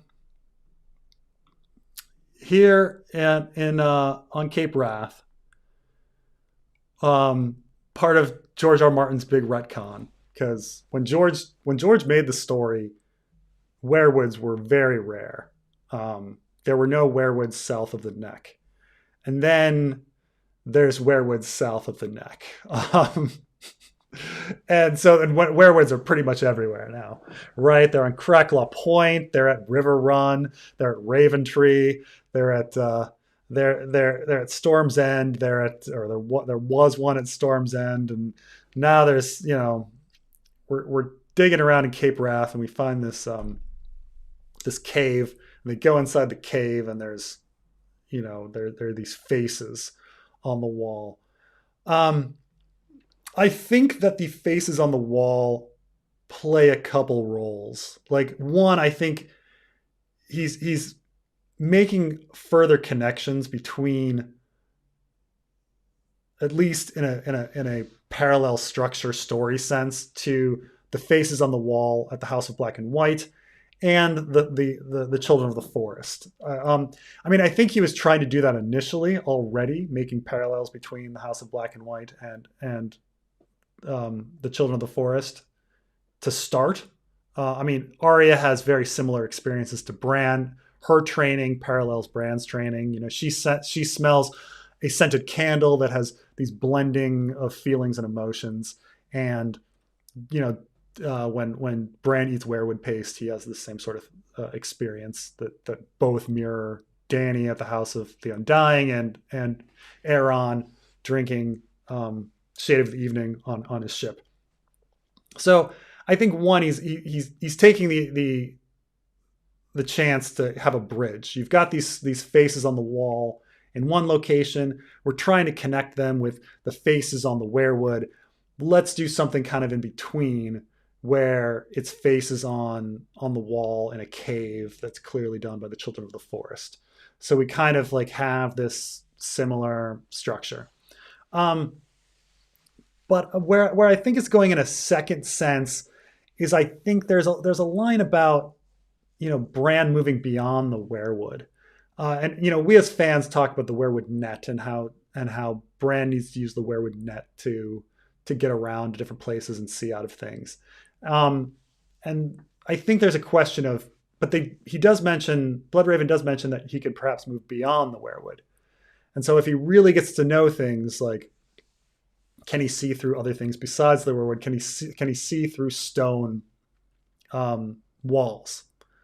Um, Though I think what you're getting at here is another interesting point, which kind of brings me back to and seven times never kill man, is that when the Steel Angels, who are a stand-in for invading armies, whether it be the First Men or whether it be the followers of R'hllor, um, when they appropriate the Janeshi's religion of the pyramids, they go halfway. It's no longer a black pyramid; it's a pyramid with the pale child within the pyramid.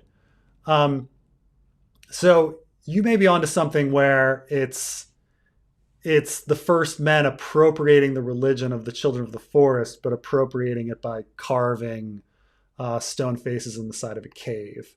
Even though Ariana specifically says it's the children of the forest, um, there is this idea George has written before about kind of this dialectical aspect to religion, which is true that, like, in general, religion has had dialectical aspects to it. When I say dialectical, I mean um, there's one thing and another thing, and then there's a synthesis, a thesis, an antithesis, a synthesis. So, things start out black. You have a counter revolution of white, and the result is gray. And then the next one, there's another opposition after that shifts everything. So George is definitely into that kind of thought and idea. Um, so that might be a big part of it. Rather, that there's a shift to the religion every time, a new synthesis after that.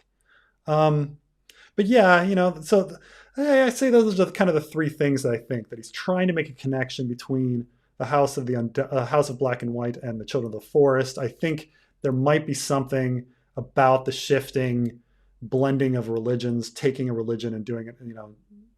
In the real world, for instance, we had like Greek religions that were very much about the human body and the self and human emotion, and then you had Eastern religions that were very cold and distant, where God was abstract.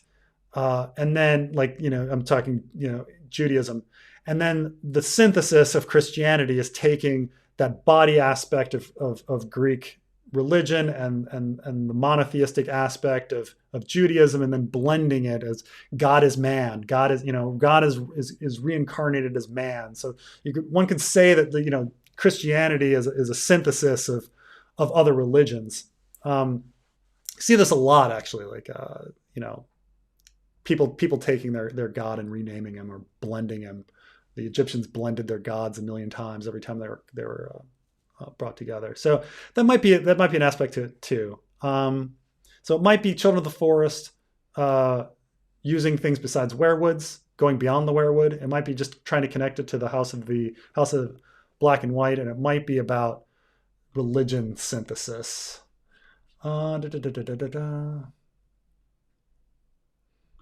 This is definitely true. This is definitely true.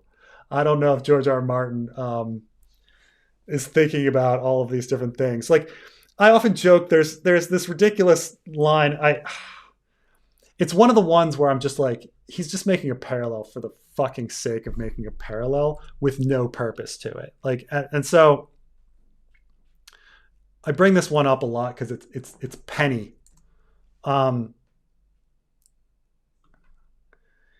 There's this line. I want to read it. Hopefully I can find it.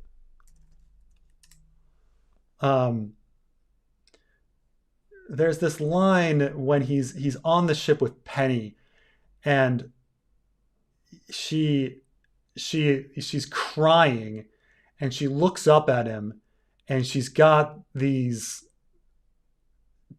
kind of a pale face with red eyes, and I'm just like, okay, you're making a parallel to werewoods clearly in this passage, but what does that even mean? Like, who cares if Penny's like, who cares if Penny's face looks like a werewood? Like, what on earth does that mean?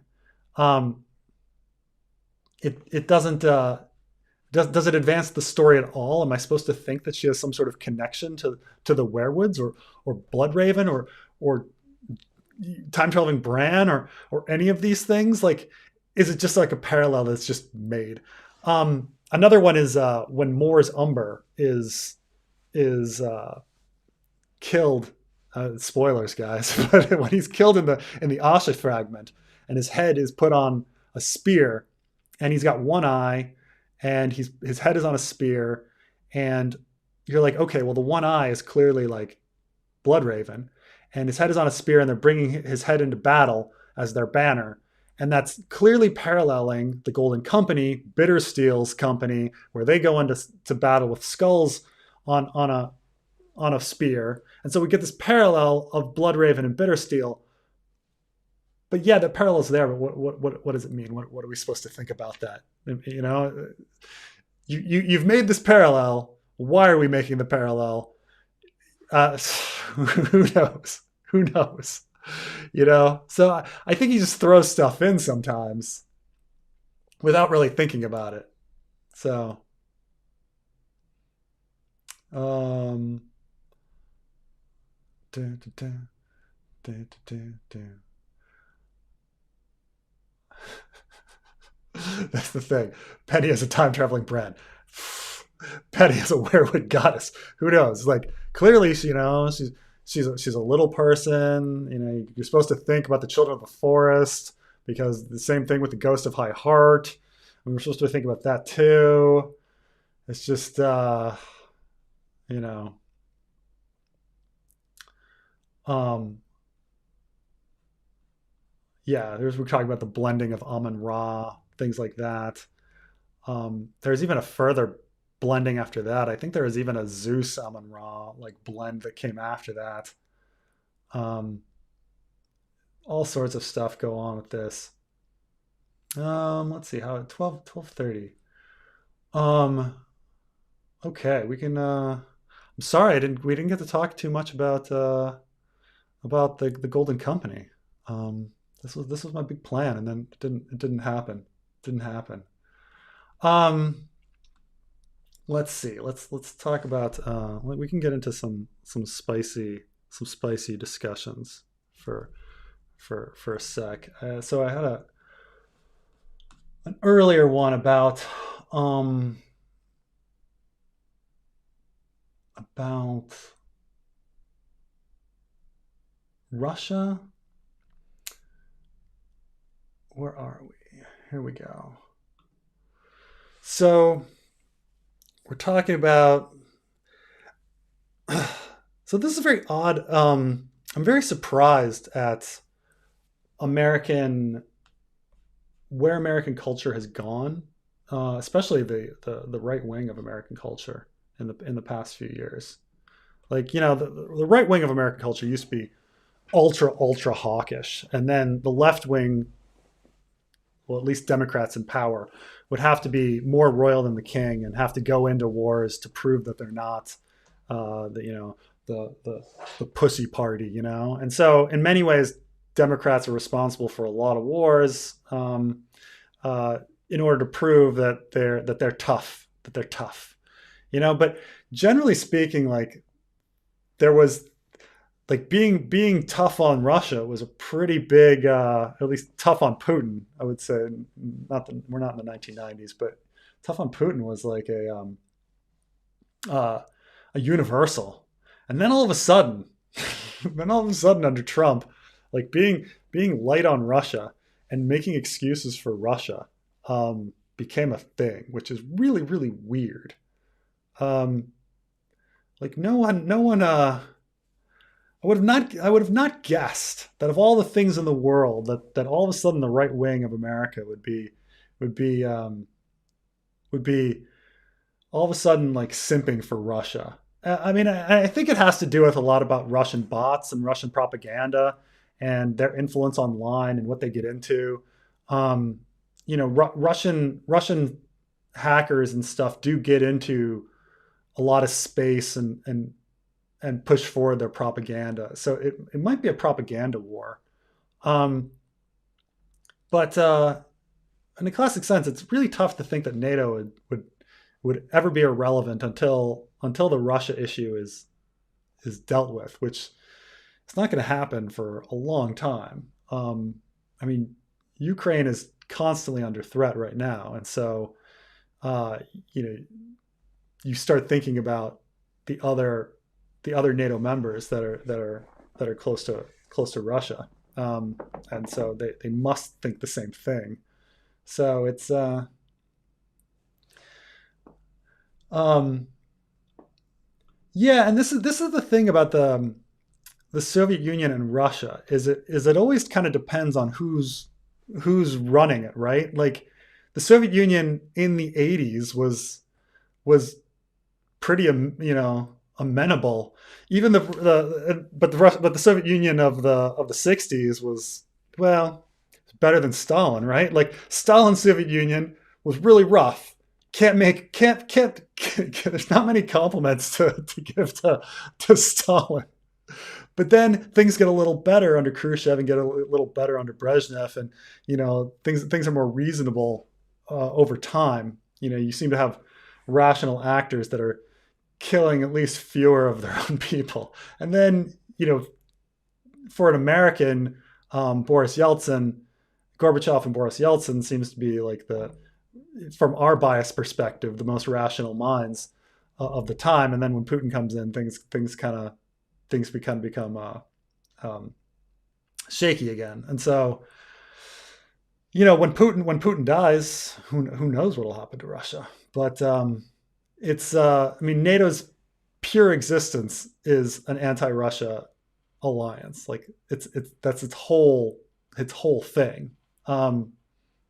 You know, that's its whole purpose. So people say, "Oh, is NATO not needed anymore?" Well, Russia's been stealing pieces of Ukraine. Like, how can it not be still relevant?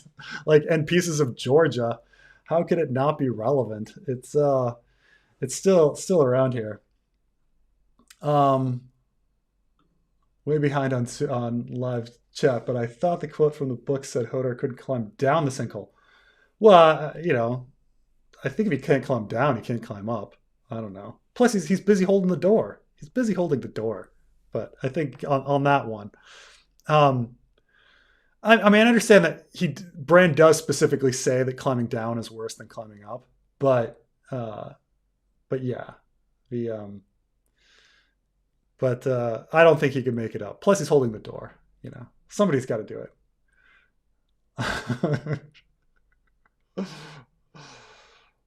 um,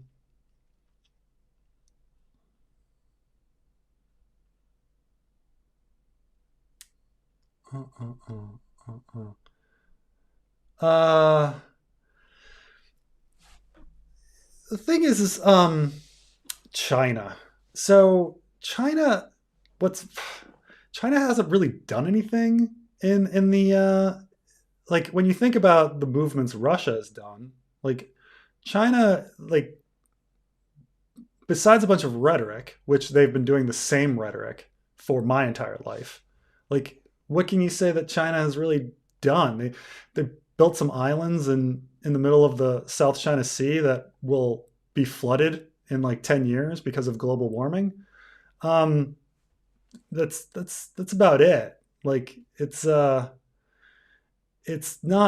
like it's not like the China's any great it's not that China's not nobody to compliment. It's I feel for I think everyone knows my position on Uyghurs and Tibetans. Um, but but when you start thinking about like China as an aggressor in the world, what actions are we looking at? Like, I mean, you can't put him in the same realm as Russia, right? Um, okay. I mean, if they want to try their hands at Africa, I mean, what, the United States and everybody doesn't have their hands in the Middle East and Latin America and East Asia. And I mean, you can look at like a map and where the United States does military exercises, which happens to be in Japan, Korea, Mongolia, Kazakhstan, Kyrgyzstan, no longer Afghanistan, but Nepal, India, Thailand, Taiwan. Like you could go around and be like, I mean, from that perspective, like who's the aggressor?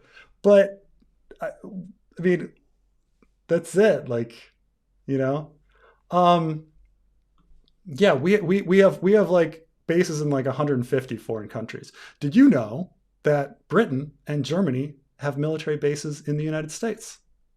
You know, it's a people have bases in foreign countries. You know, the United States has plenty of bases in foreign countries.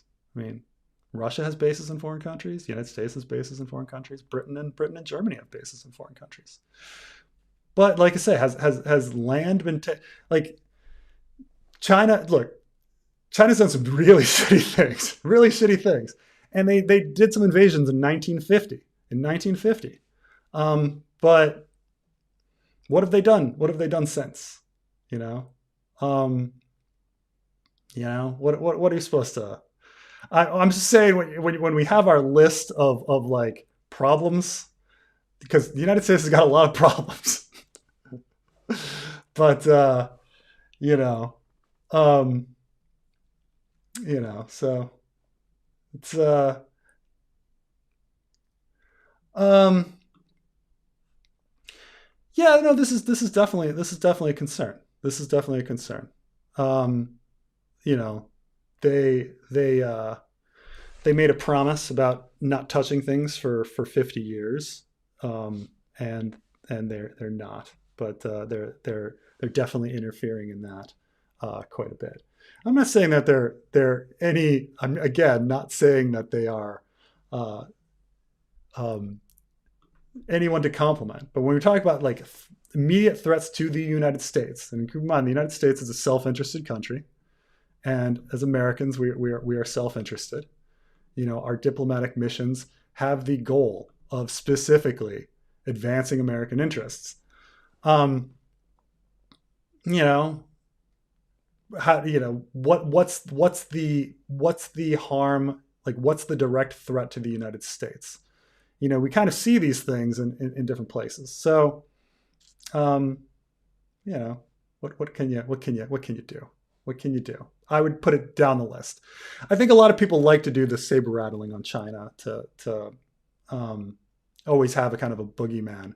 Not that they aren't a horrible person, a horrible actor, not a person, but um, you know, it's the we have these kind of things. Like now, this is another thing that's interesting to talk about with countries.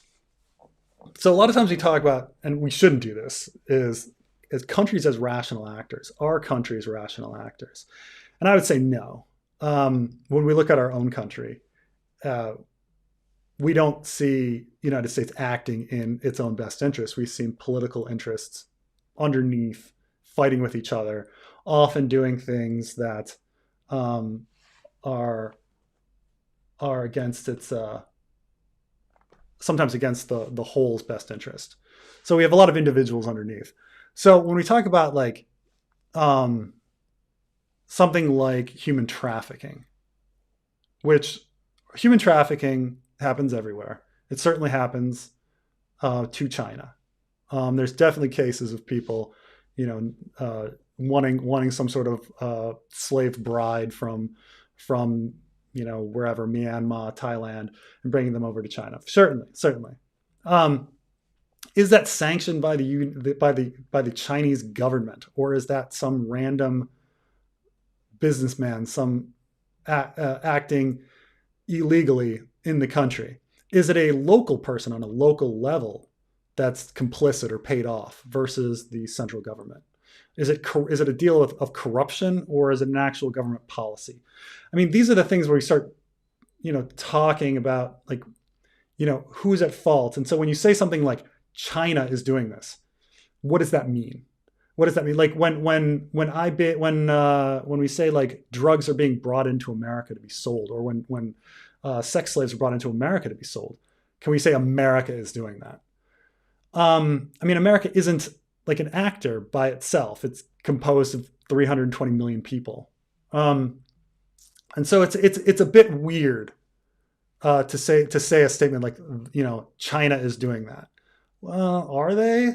Is there like some government document? You think they're sitting in Beijing going, yes, the council has hundreds of people in a room signing bureaucracy, going yes, we need to steal people from Southeast Asia to traffic them into America. That's not happening. Is it some low-level criminal doing something? Yeah. Are they buying off an official? I don't know. But obviously this kind of stuff happens. But what does it mean? What do you mean China is doing it? Now China's buying U.S. debt. Like, that's a good thing for us. I mean, this is a advantageous thing. One thing that a lot of people don't understand is how balance of payments works. So the United States sells treasury bills on an open market at a certain rate that anyone can buy. And so China buys at an incredibly low interest rate. Like they're buying debt. Our T-bills are they're they're not making any money. Our interest rates are insanely low on these things. And yeah, they buy our debt. Now in the form of treasury bills. Now, how is that a bad thing? Like, now they're holding our treasury bills, which are only worth anything if we say they're worth something, and we get their money. Like, what's the downside for us? Like, people talk about this kind of situation, like, oh, China owns all of this United States debt. Like, how is that a problem for us? Like, like if we like we're a fucking drunken idiot, right? We're a drunken idiot, and they went and they give us a loan, a really low interest loan. Like how is that a problem? Like, how is that a problem for us? I mean, it sounds like that's a problem for them, right? Now, I'm not saying that this is a very common thing. Like, this is a very common like talking point where we try to make China into a boogeyman. Like that, oh, China has all of our debt. But like, how is that our problem? Isn't that their problem? This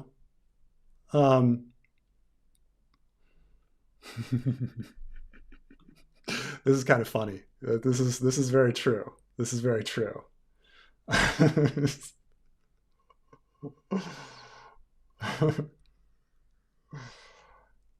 um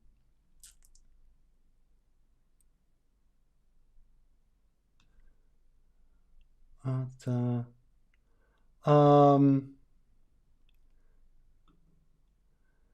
this is the thing. Well, I mean, it's really low interest rate, and unlike unlike when we have like the Bravosi who can really like do something if you don't pay them back. Like, what can the Chinese do if we didn't pay them back?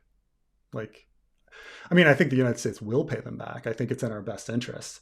The United States has never defaulted on a bond, and that's a huge. It's a big point of integrity for the United States and the United States Treasury bill. It's the most. People know that the United States Treasury bill is the most secure investment you can have because they have never been defaulted on in the history of the world, and so it's really nice that we have that. And so the United States, we want to keep our reputation, but they're really low interest. I mean, if they're willing to take out loans on almost no interest, like, good, because we're in debt. Somebody's got to own our debt. I mean, it's on an open market. China can then sell them to another country. I mean, it doesn't matter. Doesn't matter so much. Um,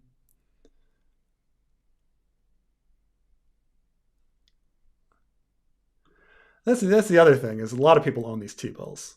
It doesn't really matter like who owns your debt. Does it really have much power over you? I mean, it's more that we have power over them. Because here's the other thing is there's something called the balance of payments. So the how many T-bills you buy affects your uh, the value of your currency. So like when you have so when you want to when China likes to keep their currency artificially low, which makes their products cheap to increase their exports, and that's involved in buying T bills. So in a sense, they need that process in order to have more exports. Now, keep in mind, and even though the United States talks about having a huge trade deficit with China, China doesn't actually have a huge deficit, doesn't have a huge overall trade surplus. They have a huge trade deficit with Japan. And so when they balance their trade surplus with America and trade deficit with Japan, they come out about even. So they don't want to revalue their currency. So they kind of need this T-bill buying scheme. So in a sense, like it's how you look at it. Like we kind of have the power over them. They don't have the power over us. So uh, I do, but I can't talk about this. I can't talk about this issue but I do have a lot of thoughts on that. I have a deep interest in Syria. I actually vacationed in Syria for a couple times before the Arab Spring. One of the most beautiful places that I've ever been, and I feel very very sad the that things have fallen apart for that country because it's a wonderful place filled with some wonderful people, and yeah, it's really rough. It's really rough. To see like some of the most beautiful sights that I've ever seen like get destroyed. Um, yeah. Let's see.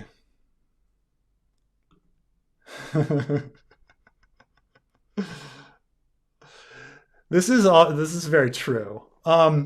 Somebody I mean, in some ways America is the best. In other ways it's not.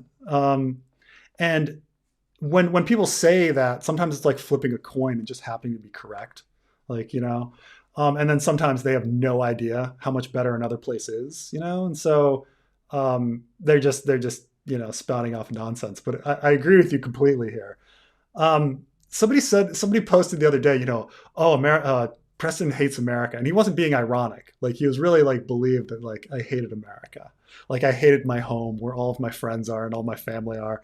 That like, that I've spent my entire life like trying to build and make better and things like that. It's like, um, but somehow I'm not like 100% American, like through and through. Like I'm real, like I'm a bleeding heart liberal, and I love like aspects of Europe, and there are definitely like, as I say, like we need to emulate Scandinavia more.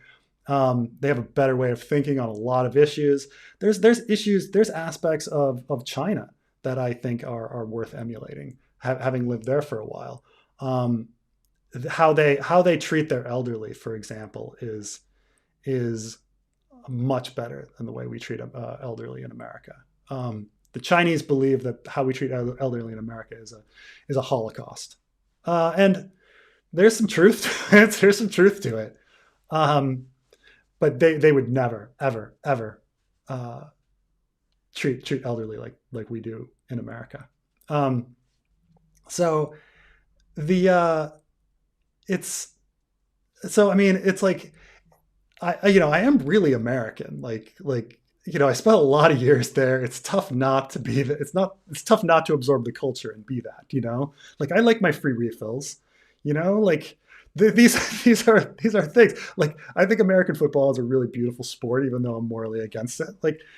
Um, like I love America, and the aspect, the idea that somehow I'm not a real American, and that the real Americans are the ones that want to make it into this gun-loving military uh, um, militia group wasteland of religious zealotry, is just disgusting to me, because that's not the America I grew up in, and it's not the America I want.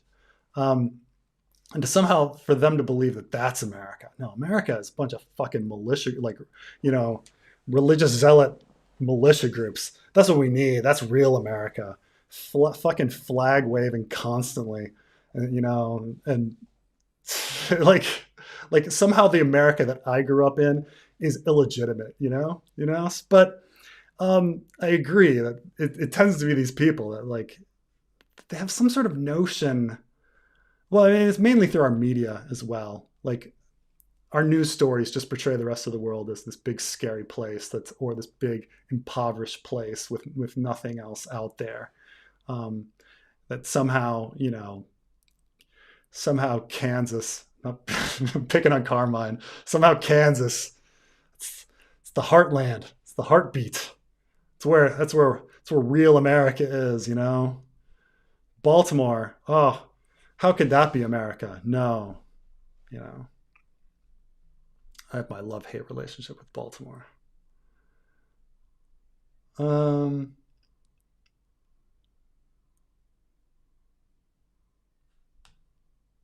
yeah, both of this is mixed. This is both. You've both Chinese companies and the Chinese government. It's a little weirder with Chinese companies, because a large share of those companies, like the shares of the company, are then owned by the government. So then there's these questions about what does it mean to be, like, again, like, what is the state? What is the state?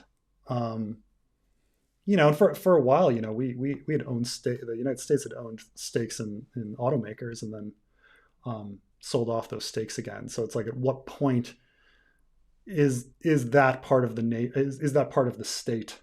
Um, wait, explain the moral objections to the beautiful sport of real football. So, almost without exception, people that play American football have get brain damage, and it's not necessary. Like, so, for the non-Americans, or for people that aren't into football too much, um, in football, in order to have somebody down on the ground, which ends the play, a person needs to put their knees on the ground, um, and be touched. And so, for a long time, this was done through something called a tackle, which a tackle is when you wrap your arms around somebody and bring that body to the ground. Um, and so this is very similar to rugby. Rugby, you have to tackle as well. Now, starting in around the late 80s, uh, some people started crunching the numbers and realized that, if rather than tackling, if you ram into somebody, because people are getting really good at breaking tackles, moving, slipping through people's fingers, and then scoring. If you ram into somebody as hard as you can, you're much more likely to send that person to the ground and a touch, ending the play, or to cause a fumble. And you're likely to get that fumble, and you're in good scoring position at that point, and it's so beneficial. So they've run all the numbers, and they decided that, no, like, ramming into somebody as hard as you can is better than tackling. And so the American football has shifted since the late 80s. So now you're getting bigger, meatier players. When I was young, one of the biggest players was a guy named the Refrigerator Perry. Today, the Refrigerator Perry would just be a regular player. Like, everybody's like, oh my gosh, the Refrigerator Perry, he's so big, he's so large. He's a normal player now. Let's see. He was, yeah, he was 152 kilograms, which is what, 300 pounds. Now they're all 300 pounds. So you can imagine these situations where someone 300 pounds is running into you at full speed, and you were just cleared to the ground, or you fumbled because you've just been knocked. Now, this used to not be the case. They used to tackle. It used to be, no, you've got to put your arms around somebody's lower body and bring them to the ground in rugby. Or at least just that's how people did it, because the game of American football evolved from rugby. And so now, like, people are ramming into each other at just dangerous, dangerous momentum. And so now 100% of people that it's the actual number is 99.5, but 99.5% of American football players receive brain damage from playing. And that's what I have morally against it, is that it's I mean, I have the same problem with boxing. Like, it's just you're killing someone. Maybe they're still gonna have a heartbeat, but you're killing who they are. You're killing their brain. You're killing that human being. For people's, it's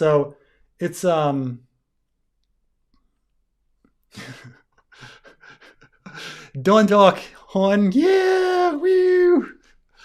So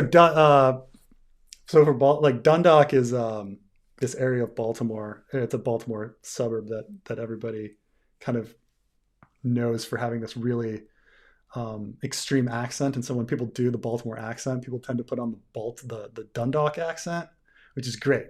If you wanna do the Baltimore accent, you say, "Hey hon, let's go down the road to the O's game and we'll get a 6-pack of Natty Bow and we'll go duck pin bowling." It's essentially like, everybody in Baltimore, if you want to be affectionate to somebody, like a waiter or waitress at a restaurant, you can be like, "Hey hon, can you get me a soda?" Be like, "Hey hon." So a lot of people joke, like, "Balmer hun," like, you can say hun. And so, "Hey hon, let's get on the road to the O's game." The O's are the Orioles, the Baltimore Orioles. We'll pick up a 6-pack of Natty Bow. National Bohemian is the beer that everyone drinks in Baltimore, Natty Bow. And we'll go duck pin bowling. Duck pin bowling is this very Maryland sport where it's smaller pins and you get 3 balls. The ball's smaller. Some people in the Northeast have something called candlestick bowling, which is similar, but duck pin bowling is just, it's very Maryland. You know. The G.I. Joe figure, refrigerator Perry.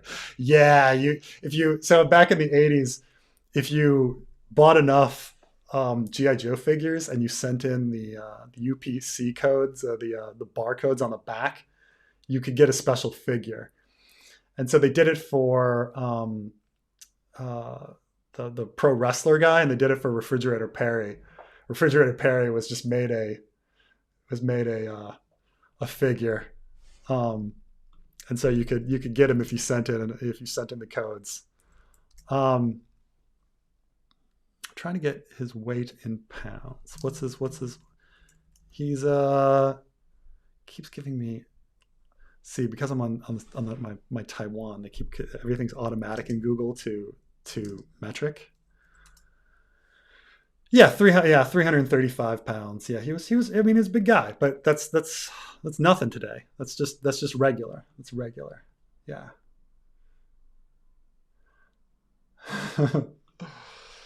I don't know if people would consider Kentucky Midwest, but it's certainly close.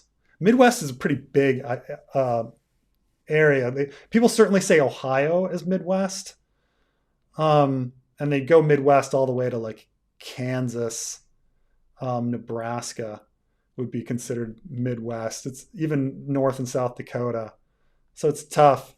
It's kind of like the word Mideast, like, it was the West at one time, and then we just kind of, we found a further west, so we took the old West and made that Midwest. It's the same with the East, right? The Orient used to be Turkey, and then the East got further away, so the Mideast became, the old East.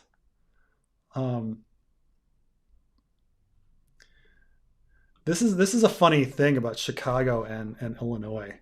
So I went to school in Chicago. I know the city really well, but sometimes you'll meet people from the outside of Chicago, and people say, "Oh, where are you from?" And they'll say, "Oh, I'm from Illinois," because like that's definitely like a different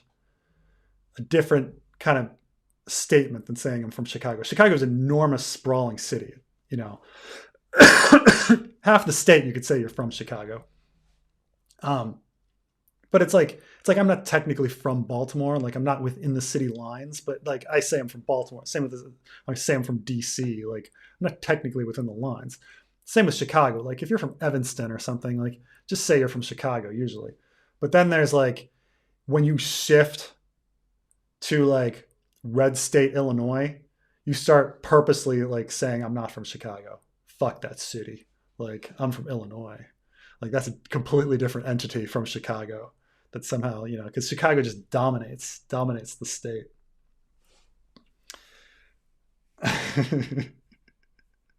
This is Balmer. Balmer is the best accent. Best accent. People say this about like Baltimore accents. Maybe it is. Maybe it is from the because I just do it and I just know it because it's Baltimore. But whether or not it like has its roots in some sort of Irish, um, you know, or Italian kind of background. Maryland was the Catholic safe haven of the colonies, so um, it had better religious freedom because the Catholics were the minority. It had better religious freedom than the other colonies, and so the Catholics and the Jews all moved to Maryland to get away from the Protestants who are a little stricter. And so Maryland has a huge Catholic and Jewish population relative to other states in the Union. Um, and so so a lot of Irish Catholics, a lot of Italian Catholics were there, and so maybe it did come from that.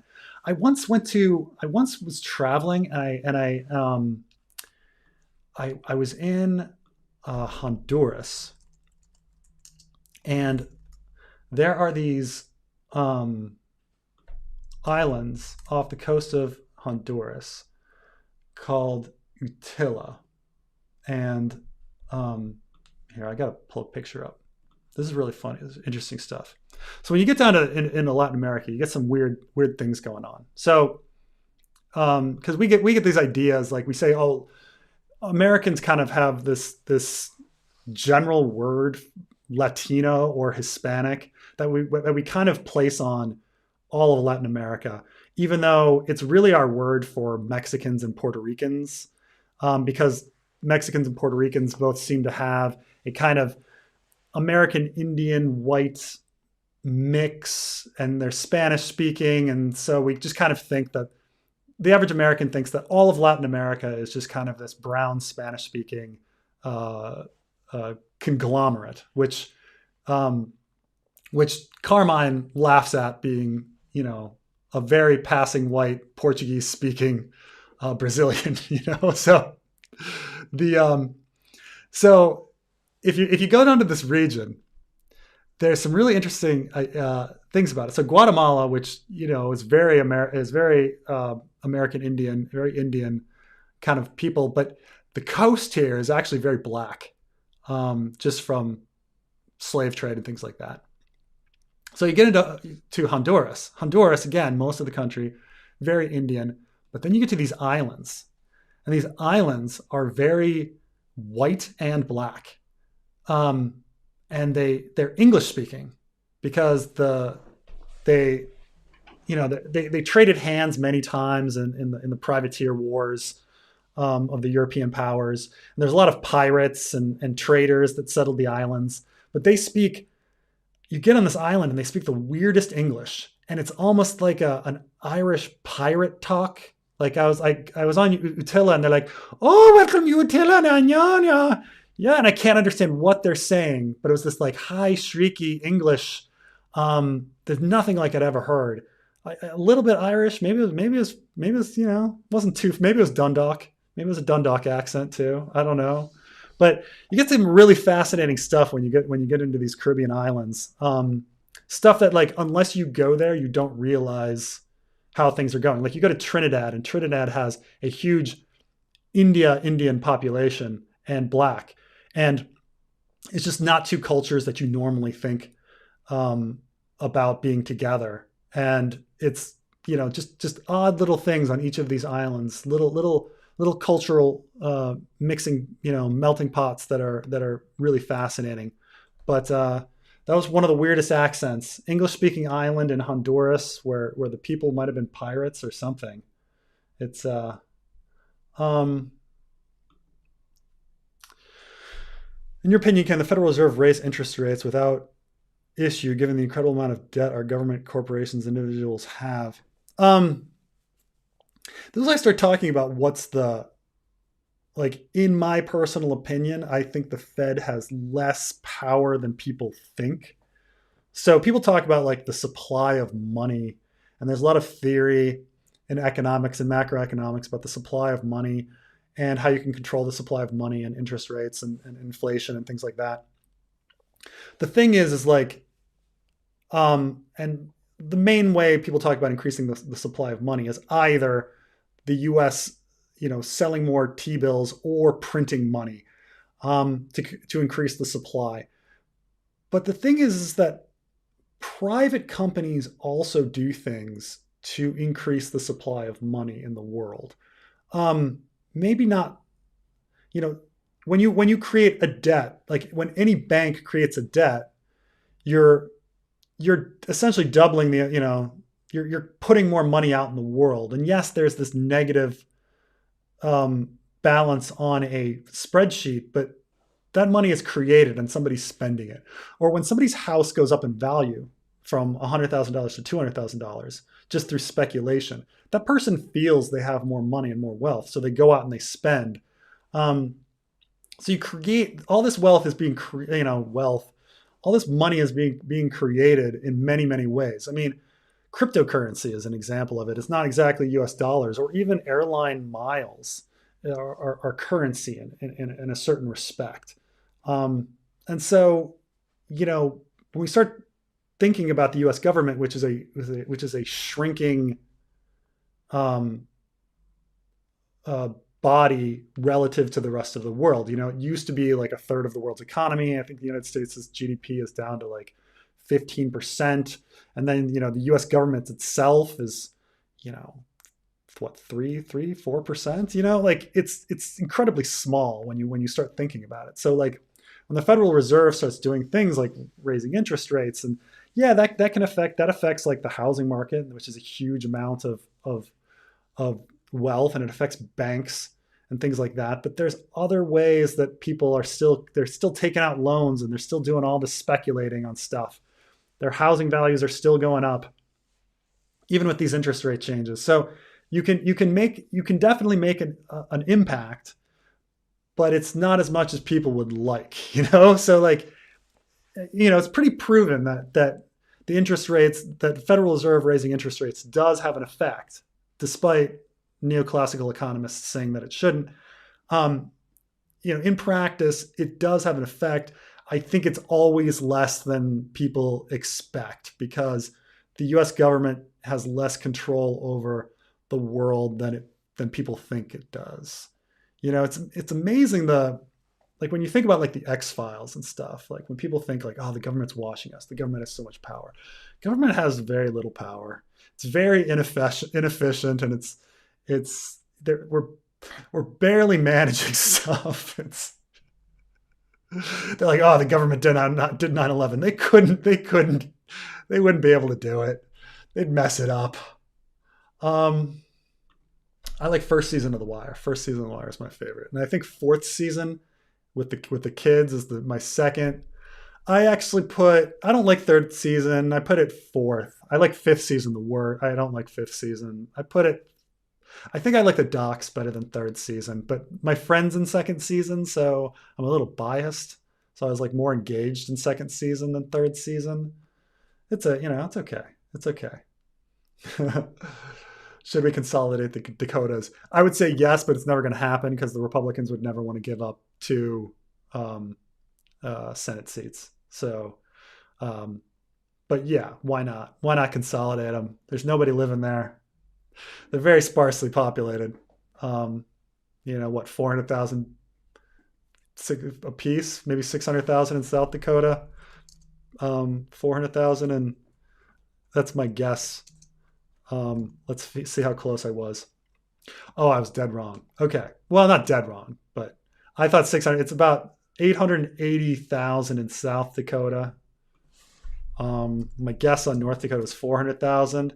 It's actually 762. So I was off by quite a bit. I practically was off by a factor of 50 to 75% there. So I mean, put them together, that's 1.5 million. But it'll never happen.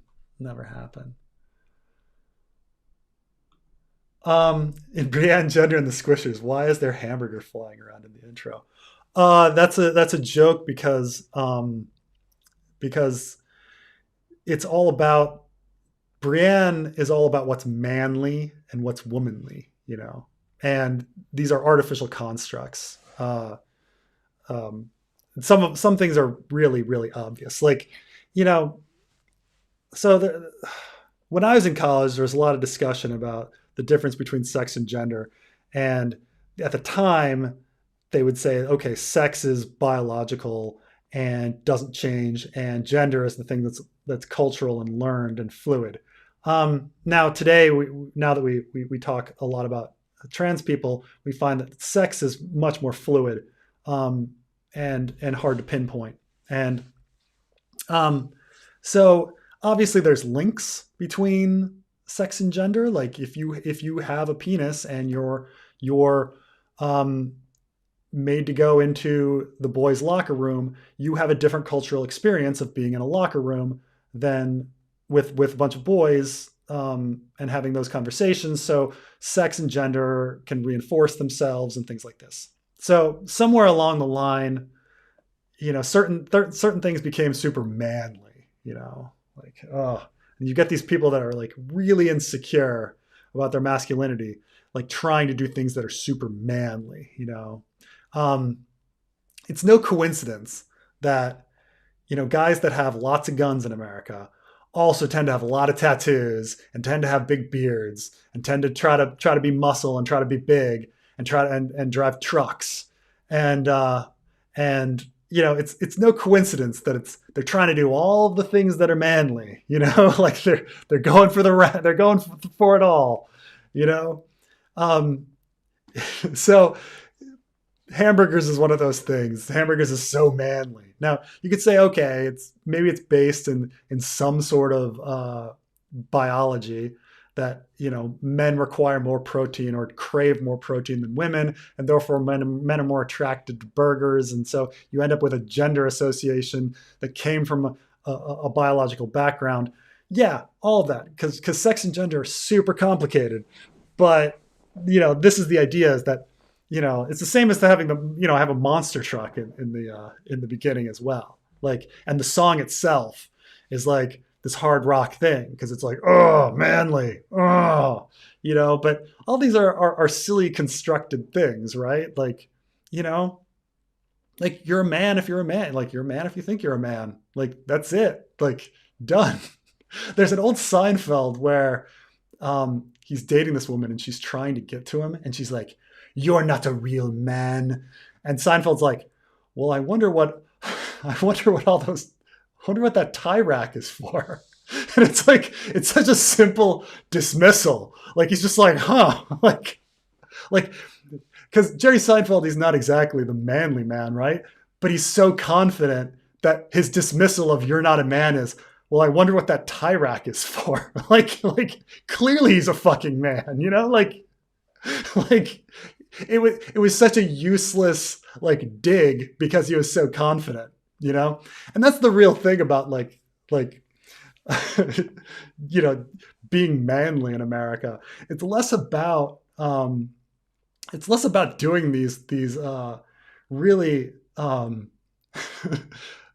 compensating activities, like owning a bunch of guns and getting a big truck and getting big muscles and growing a big beard and having a bunch of tattoos and like trying to be tough and getting into fights.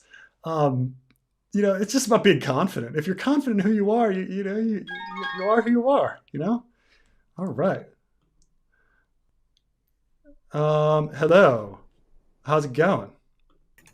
You reminded. I was just watching a Seinfeld episode where he's at dinner with a woman and she orders like a porterhouse steak and he orders a salad and Yeah. the chef gives him.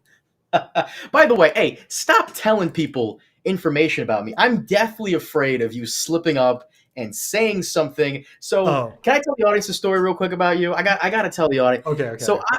I messed up one time.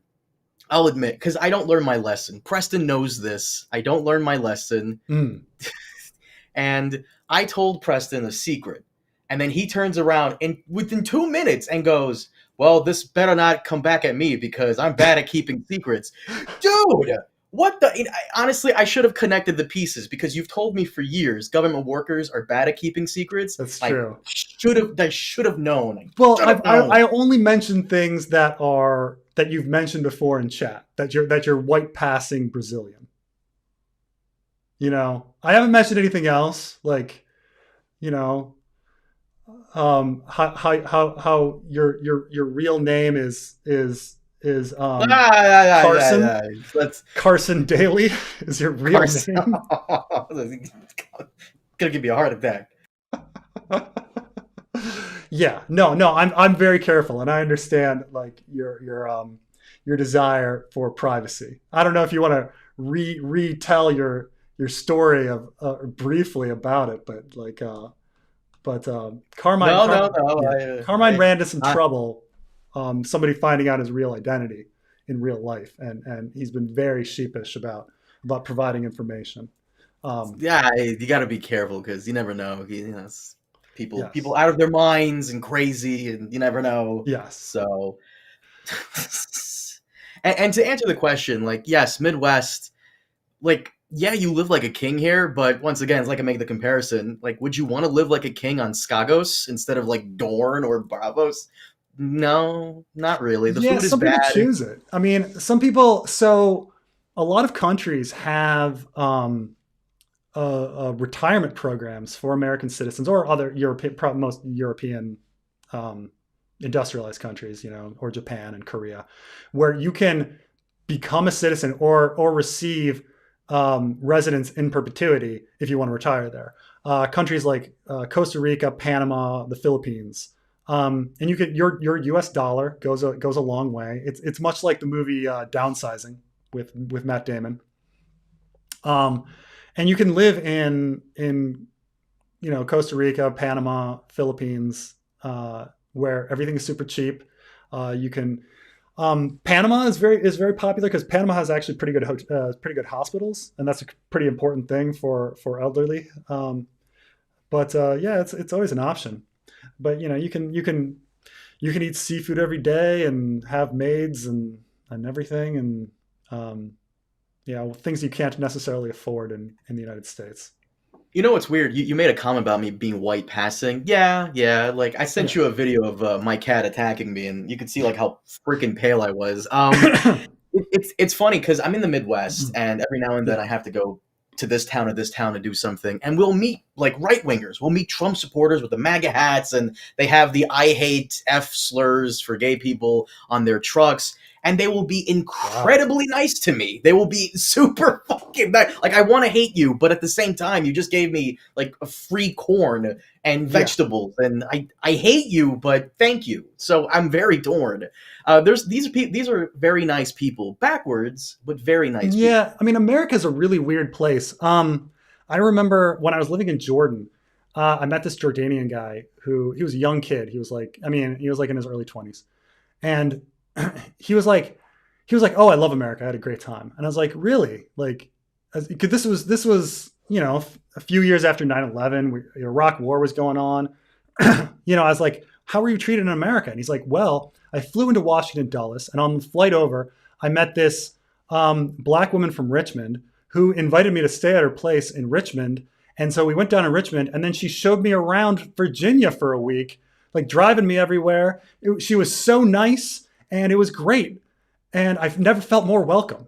And I was like, like, I mean, like, Americans like surprise you too. Like Americans are diverse and they're all over the place, and you'll find the craziest stories. So this one Arab guy from Jordan during a time of like anti-Arabness, like and fears about Middle East terrorism, like had this incredible vacation where where this woman oddly like gave him a place to stay and was his tour guide for a week for no reason. Like, and he goes back and he tells these glowing stories about America.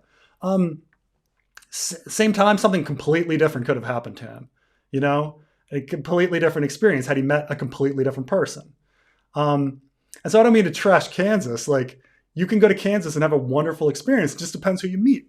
And sometimes like you think like, oh, it's a really conservative place. Well, even in the most conservative places, they still only vote 60% Republican and 40% Democrat. And then the most liberal places, they're 60% Democrat, 40% liberal. So like liberals and Democrats, I mean, liberals and, I mean, I was saying Republican Democrat is a input that for my numbers back. Sorry.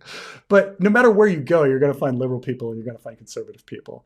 And your experience just depends on who you meet, who you happen to meet, you know? Oh. Not that I live in Kansas, by the way, in case, some people. He just, I swear, he attributes the Midwest to Kansas. But the Midwest encompasses lots of places. Yeah, absolutely. I mean, when you're talking like Cleveland, Ohio, all the way out to middle of nowhere, North Dakota, so it's tough. Yeah. So yeah, all sorts of different stuff. But we like to have our stereotypes. But I'm sorry. By the way, I'm sorry. I don't want to make you feel uncomfortable about anything. But yeah, I just use you as my white passing friend, who I think is interesting because like you represent a really cool aspect of America. Not to blow smoke up your ass, but like you're what we don't think when we think of Brazil. You're not what we think when Americans think of Latin America, but you've become this like unexpected part of America, this like YouTuber in the middle of Kansas, of Portuguese background. This motherfucker. You're like, you keep giving away information. First off, I feel like I've asked people this before, and people have said this to me before. Bro, when I think of Brazil, I think of like soccer and girls with like big asses, and that's true. That's true. A thing that's true. You've been to Brazil. You know I have. It's a wonderful place. Debatable. I always tell people it's tropical Russia with more of a bouncy booty. That's essentially what it is. It is this. I went to a wedding in Brazil where a friend of mine was marrying a Brazilian, and so we went to Brazil, and he finds this beautiful mountain in Rio to have the wedding at, and we go up. It's this beautiful space, probably dirt cheap by American standards, overlooking the city. It's wonderful, like storybook looking wedding. Okay, we're in the middle of the ceremony. And it's a very nice ceremony. It's going back and forth between Portuguese and English. And then in the middle of the ceremony, as loud as you possibly could imagine, deafening. What is love? Baby, don't hurt me. Baby, don't hurt me. Oh no. Like a nearby favela, like some guy had turned on his like speakers, that song, like, and just like started drowning out, like just by chance, because that's what he didn't mean to do it, but like, started drowning out like the wedding, like, and so it was just like, I mean, there's always something at every wedding, so it was kind of funny, but it's like there was this reminder that, oh right, there's like favelas, like this is beautiful and wonderful, but there's a favela right there, the poor people, poorest of the poor. Really, of course, they always ruin it. Yeah. Your friend married a Brazilian woman? He did. I'm sorry to hear that. I hope okay. She's so nice. Oh my gosh, she's so nice. And she's beautiful too. I told him because when he first started dating her, he her English wasn't that great and he didn't speak any Portuguese. Now they both speak each other's languages, but when he first met her, he was like, I don't know if we really connect because of the language barrier. And I was like, dude, you're not going to do better. I know you. You're not going to do better. Like, And he, Preston, come on. it all worked out. It all worked out, you know? I will say the only time I will like wear I'll dust off the Brazilian jersey and wear it is during the World Cup, which is coming up this year in Qatar. So they better win. Ooh, they better win. I swear to God, they better win. They used to have the old it doesn't apply anymore, but it used to be for so many years that only a Latin American would win in Latin America, and only European would win when it was in Europe. And then when it was somewhere else, it was up for grabs. But um, I think the Germany won when it was in Brazil, and that was it. Yeah, right. You're reminding me of that. You're reminding me of We that don't pain. we don't talk about that. What's worse, season 8 or that 7-1 game? We don't talk about those. But that you have to admit though, like not that game because that game was kind of boring. That was just insult to injury. Where that game was shots of children and grown men crying. Like it was just like another shot of another Yeah, person in tears as they yeah. score another goal. Like it was Ah, just so. I would have beheaded But if I was president. I would beheaded all of those guys for losing that bad. But All of them. it was the Argentina game before that that was so fucking good. Like that was the most incredible one. But like that was a boring game. It was only entertaining to watch grown men cry. Jesus Christ. Oh, By the way, and to what you were saying, I like for the people who don't know this, I will give them this tidbit about me. Every now and then, like the New York accent will come out a little bit, but the New York, I promise you, this is fake. This is me putting this on to blend in with the Americans, because I know you guys, Americans, you love it when people are from somewhere in America. Like if that guy from the Midwest where I went and got that free stuff from, if he knew that I was an immigrant Latino, he would have a huge problem with that. yeah, So yeah. I ranked up the New York accent around here every now and then just to fit in. How annoyed are you when you hear football's coming home? Is this a slogan for the World Cup? Or I wonder where this slogan is. Is it for American football or European football? Football is coming home, or is that like I want to. This seems interesting. Hold on a second. Um. Oh, it's a song for okay. Maybe it was the It's I think it was the song of the World Cup. Football is coming home. You know how like Shakira's song was like the song of South Africa's. Um, there was like a football is coming home song by Three Lions. I don't know. Um, yeah.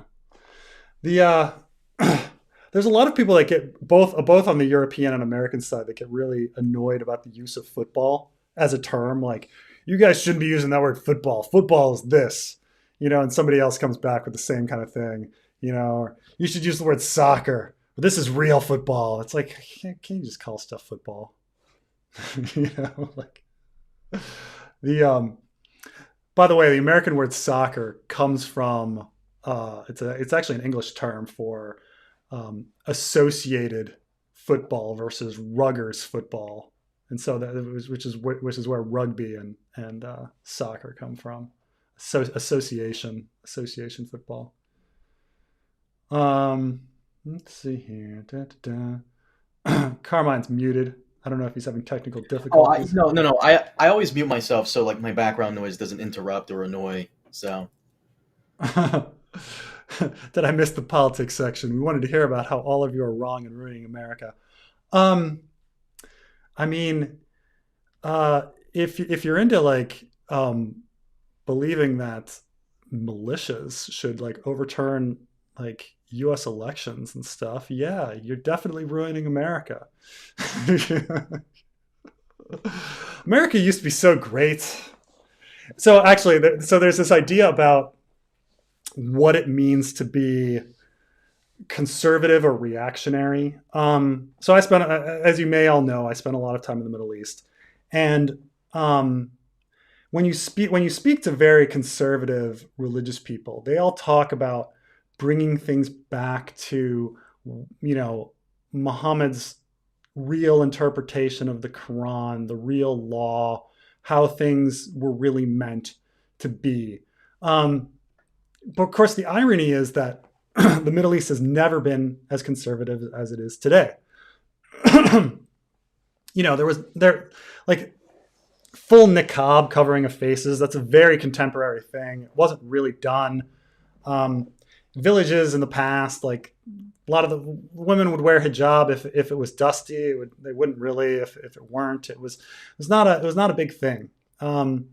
This kind of all came out of the started with the Iranian Revolution, which had a parallel reaction in the Arab world, and so when people talk about like conservative or like reactionary, going back or conserving something, a lot of times it's this mythological thing that never existed, um, that they're trying to protect. So they're actually going to something new.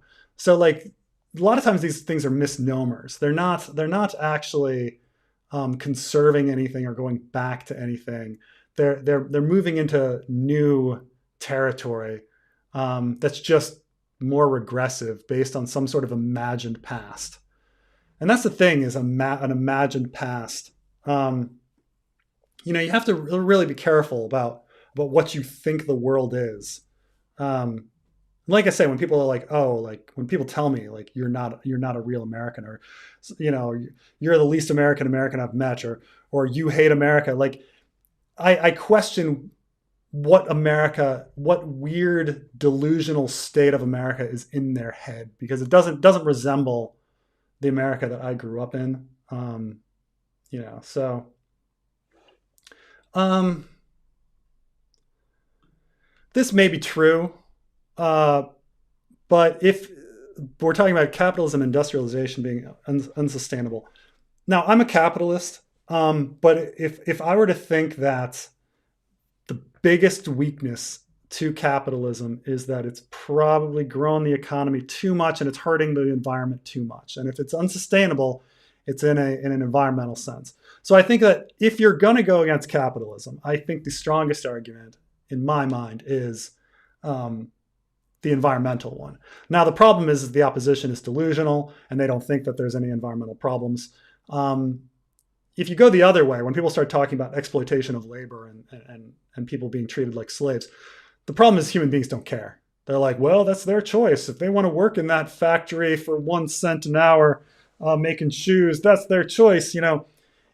I understand the argument and I agree with it that I believe people should get a living wage, but I think most people don't care. People are just too into the stuff and the profit. It's tough because these are both huge issues. Like, how do we protect the environment? How do we treat people well with growing capitalization and industrialization? All this is true. Hopefully, technology gets us to a point where we can pollute less. Um, yeah, yeah. This is a good point. Like, taxes are super low now, the lowest they've ever been in America. We have massive debt. Everybody thinks that somehow lowering taxes is somehow the American way, that taxes are the weirdest thing is when people say that taxes are theft. Like, no, like by definition they aren't. Like, theft is illegally taking something. So you can't have, if you believe taxes are theft, you're really gone. I don't know what to think at this point, like how to help you. Um, so I got a whole bunch of shit last stream because I criticized Elon Musk. And I didn't realize how many Elon Musk simps there are out there. But the one of my big problems with Elon Musk is this video that's going around YouTube where he talks about how billionaires shouldn't pay taxes. And he says this really ridiculous thing where he says, well, when you're with billionaires, you're at a point past the point of their consumption. So it's about allocation of capital. and they're better at allocating capital than the government, which is like a corporation who's historically very bad at allocating capital. And he says this thing, and it's go through it. It's just like it's such a delusional take on how the world is. Like, one, the government's not a corporation. There's nothing there's nothing similar to the United States in a corporation. Corporations are in it for the profit. That's their bottom line. Government has specific missions to, increase liberty, have the common defense, increase justice, increase the general welfare. Like these are the stated goals of government. While like profit is not the goal of government.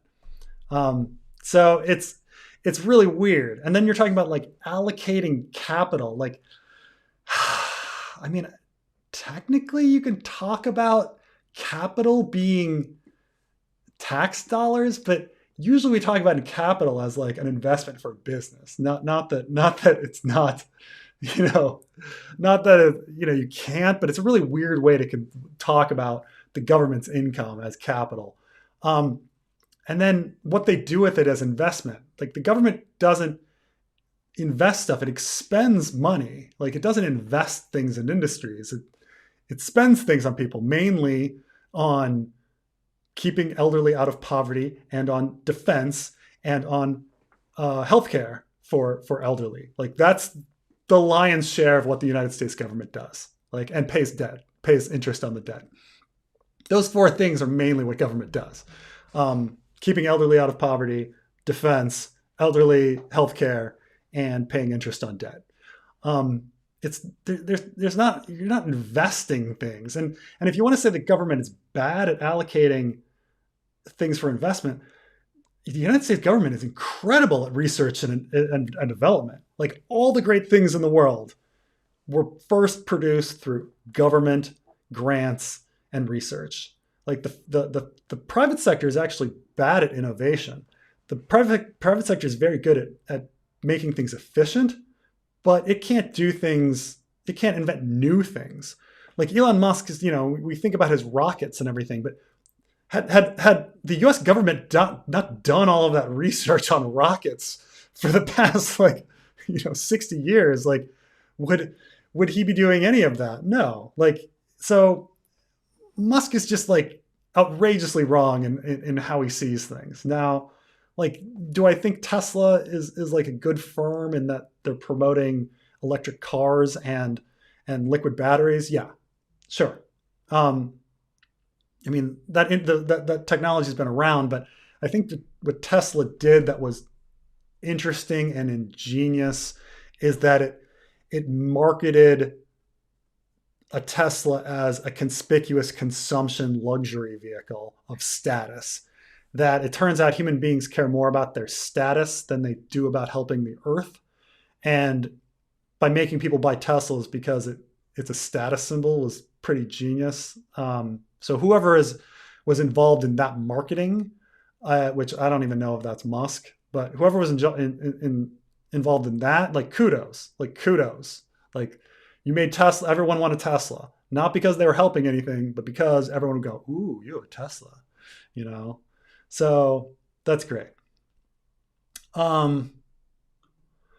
Monopolies, the government's job is to break up monopolies. Like that's these firms that have these huge monopolies, they need to be broken up. And I'm talking big tech, I'm talking all of these things.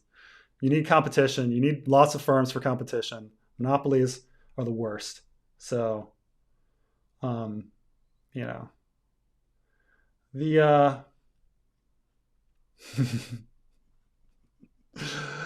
so I do think it's funny how often all conversations go to Nazis. I'm not picking on this comment specifically, but I do think it's funny that that so many conversations in general go to what the Nazis did. Which of course, every the Nazis are the example of the worst, dreadful regime that killed millions and millions, had the Holocaust, caused a lot of trouble in World War II, horrible ideology that made no sense. Dreadful, dreadful. On the rise in America, dreadful. And that way of thinking, the worst. At the same time, like, Nazis use toilet paper. So you can't just be like, well, the Nazis use toilet paper, therefore we shouldn't use toilet paper. You know, like, you can't, like, that's not necessarily, like, it doesn't logically hold to always use the Nazis as the example of what you shouldn't do. You know, like, oh, we've got to do the exact opposite all the time. Now you could always clip that. You could clip me, and all of a sudden I sound like a Nazi sympathizer. But no, Nazis bad. But it's illogical to always just say the Nazis did it, therefore we should do the opposite. Because the Nazis use toilet paper. So you gotta, you know. So that's, but that'll be clipped. I have not seen the new South Park episode. I think the last South Park I saw maybe was the Game of Thrones one, or maybe something with PC Principal, or the I saw the. It's been a long time since I've seen South Park. Um, mm, mm, mm. This is true, and everybody, even everybody, even the Chinese agree on this. But that was really a really bad move from the Great Leap Forward and the Cultural Revolution and the anti-rightist uh, uh, movement was just the really bad moves on Mao's part. He was really inept. He was really inept. Um, this is really weird. People talk about this, like comparing stuff. Um, like body counts, you know, like the I don't know if you can get to 100 times, even if you're going by what you're going like Stalin. You're not going to get to 100. You might get to 10. You might get to 10 times, but or maybe even 20 times if you're pushing. You're not going to get to 100 times, even giving you all of the arguments. But it's also tough to give the label to communism, because like, is what was Stalin doing? Is that really communism? Is it really, were people really living in communes? Was it the principle of living in communes and having shared property the thing that did it, or is it just Stalin being a dick? Like with Nazis, it's clearly ideology that was driving that kind of stuff. With communism, you know, you don't know how much it's the ideology, just people doing random things. Now, people also have the response back that capitalism, you know, has this huge body count. When we think of like people starving, or people killing each other, crime, wanting products, the scarcity of resources. There's a lot of arguments you can make about to the body count versus the body count. Um, it's so it's got to be tough. Um, you know, like you can even take here, like, you know, Kerala, India is communist, and you know they don't really have a body count, or you know. And again, you can compare it. You can compare it to capitalism. Now, again, I'm a capitalist. I'm not a communist. But is it really the ideology, or was it just a war filled with some assholes? I mean, if you can direct, like, Nazi ideology, like directly leads so clearly with a straight line. Um, Now you can take some other stuff, like maybe I could say that the destruction of relics, like antiques, I think that might be a a line at the time, because there was a lot more about, oh, we need to destroy the past, and these are all symbols of the past, like let's destroy all these antiques, let's smash the Russian Fabergé eggs and the Chinese pots that are, you know, and the in museums and such. And people, you know, say, oh, thank goodness, you know, a lot of these relics were brought to the Taiwan's museum and things like this. But you know, there's maybe some ideological stuff on that. But you know, it's tough to look through these ideologies and be like, oh, they advocate killing people. Well, no, they don't. But certainly people are into killing people. So, yeah, I mean, this is these things like colonialism and capitalism. Doesn't that dwarf body counts? You know, it's all how you it's all how you look at it. Um, but now, um, yeah, I for a long time like I'm very mixed on South Park. Like sometimes they have a really genius episode, and then sometimes they just have episodes where it's like you're wrong for caring and picking a side because real people, real intellectuals, like have no side and just make fun of everything. I think one of the episodes I'm really disappointed with that's stuck with me for a while, besides their anti-global warming stuff, which they tried to walk back, but was the giant the turd sandwich versus the giant douche. Like as if there wasn't a difference between John Kerry and W, you know? Of course there was. And like John Kerry would have been a much better president, you know? Would have been so much better. But, you know, they just kind of you say, "Oh no, it's fine not to vote." And you're like, "No, no it's not." Like pick a fucking side. Like everything in the world is like I got a message recently that said like, "Oh, I thought you were above parties," and it's like thinking that you're better than two positions out there, thinking you have a third way, like is not somehow clever. It's just being ultra contrarian for the sake of being contrarian. Like when two issues are facing each other, like is climate change a thing or is it not? There's a clear right answer. Like, and one party has the right answer. So, you know, there are right answers. Like, you know, everything doesn't have two sides or three sides. Like, or both sides being wrong. Like there are things that are true.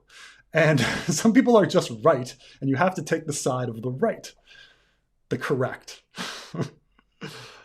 um, Angel. One of the things I loved about Angel was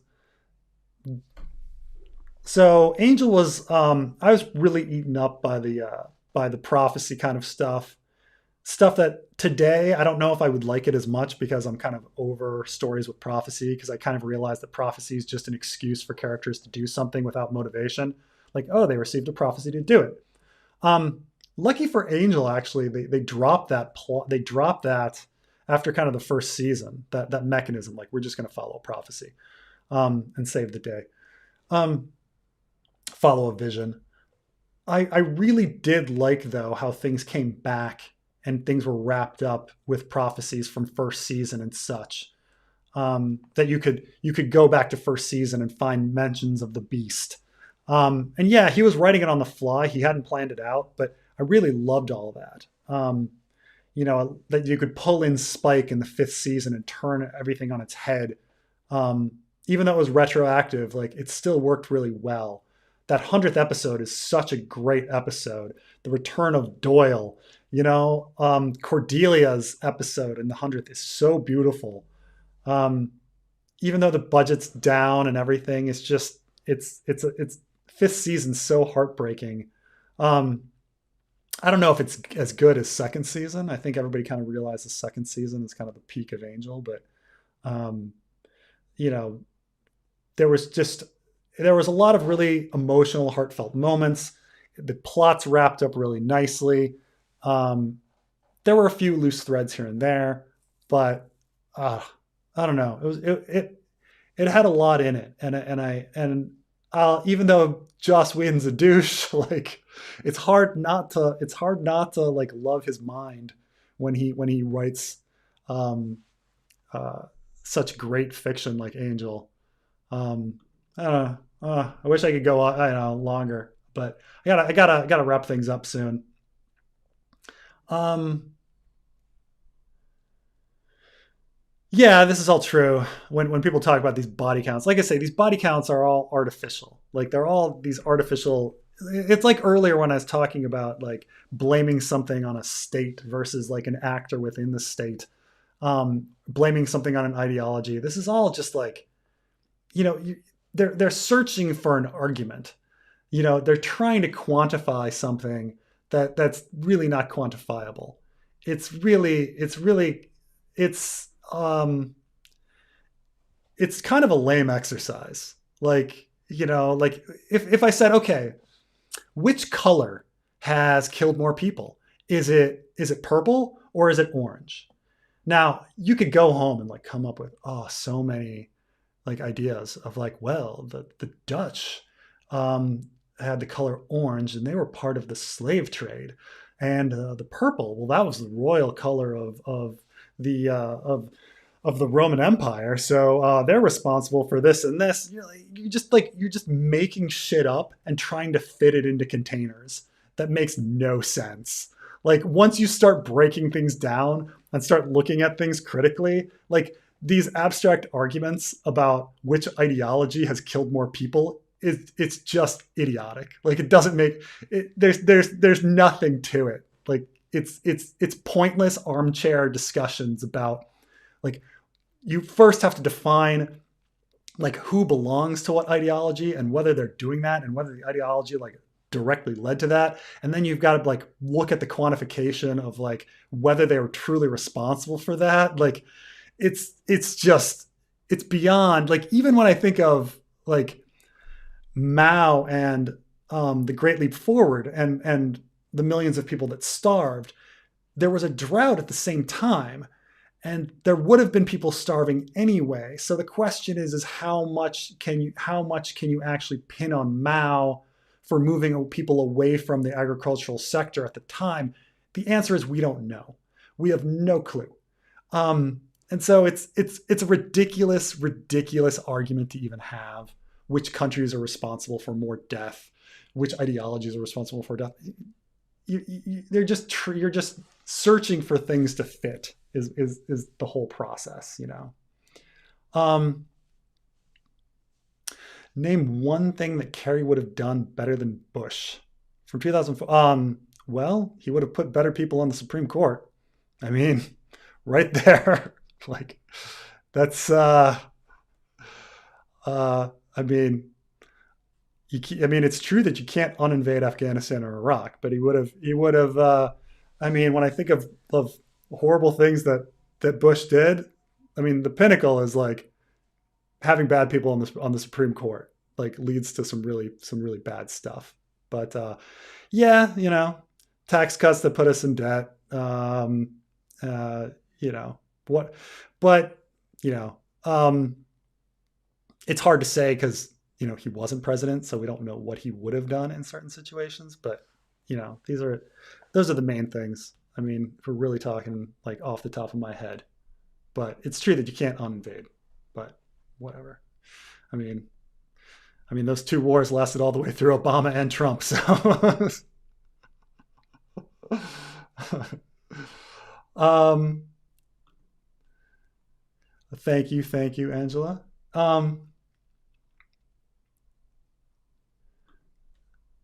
Douche and turd sandwich. Um, I am pretty sure that was Carrie Bush. I mean, this is my last little thing. Um,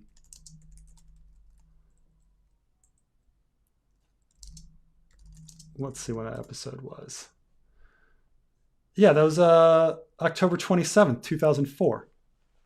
That was literally 1 month before the Kerry Bush election. So yeah, sorry, we all make mistakes. It's okay. Um, a little bit, but like I say, presidents do get to nominate your Supreme Court justice. I'm not, and they set the agenda and do the budgets. I'm not saying that like it can. I'm not saying that it's not overrated. I think the president is overrated. Like you do need like houses of Congress make a difference. Supreme Court justices make a difference. But yeah, and your state governors make a difference in what they're doing. But yeah, I mean, I think their ability to appoint Supreme Court justices is a pretty massive one in America. Lemon character bowing his head while spreading heart and his arms. It's an icon. It's an icon on the thing. Oh, I'm icon on sorry, the an thing. emoji. It's an emoji literally a lemon head that is bowing to you behind a bush or in front of a bush. Oh, okay, okay, okay, okay. Does this actually? Because my thing takes emojis and then has them spelled out or something, or did he write Yeah, that? I don't think your thing shows emojis or anything. Oh well. Anyway, thank you so much, Jason. Thank you, Carmine, for joining me.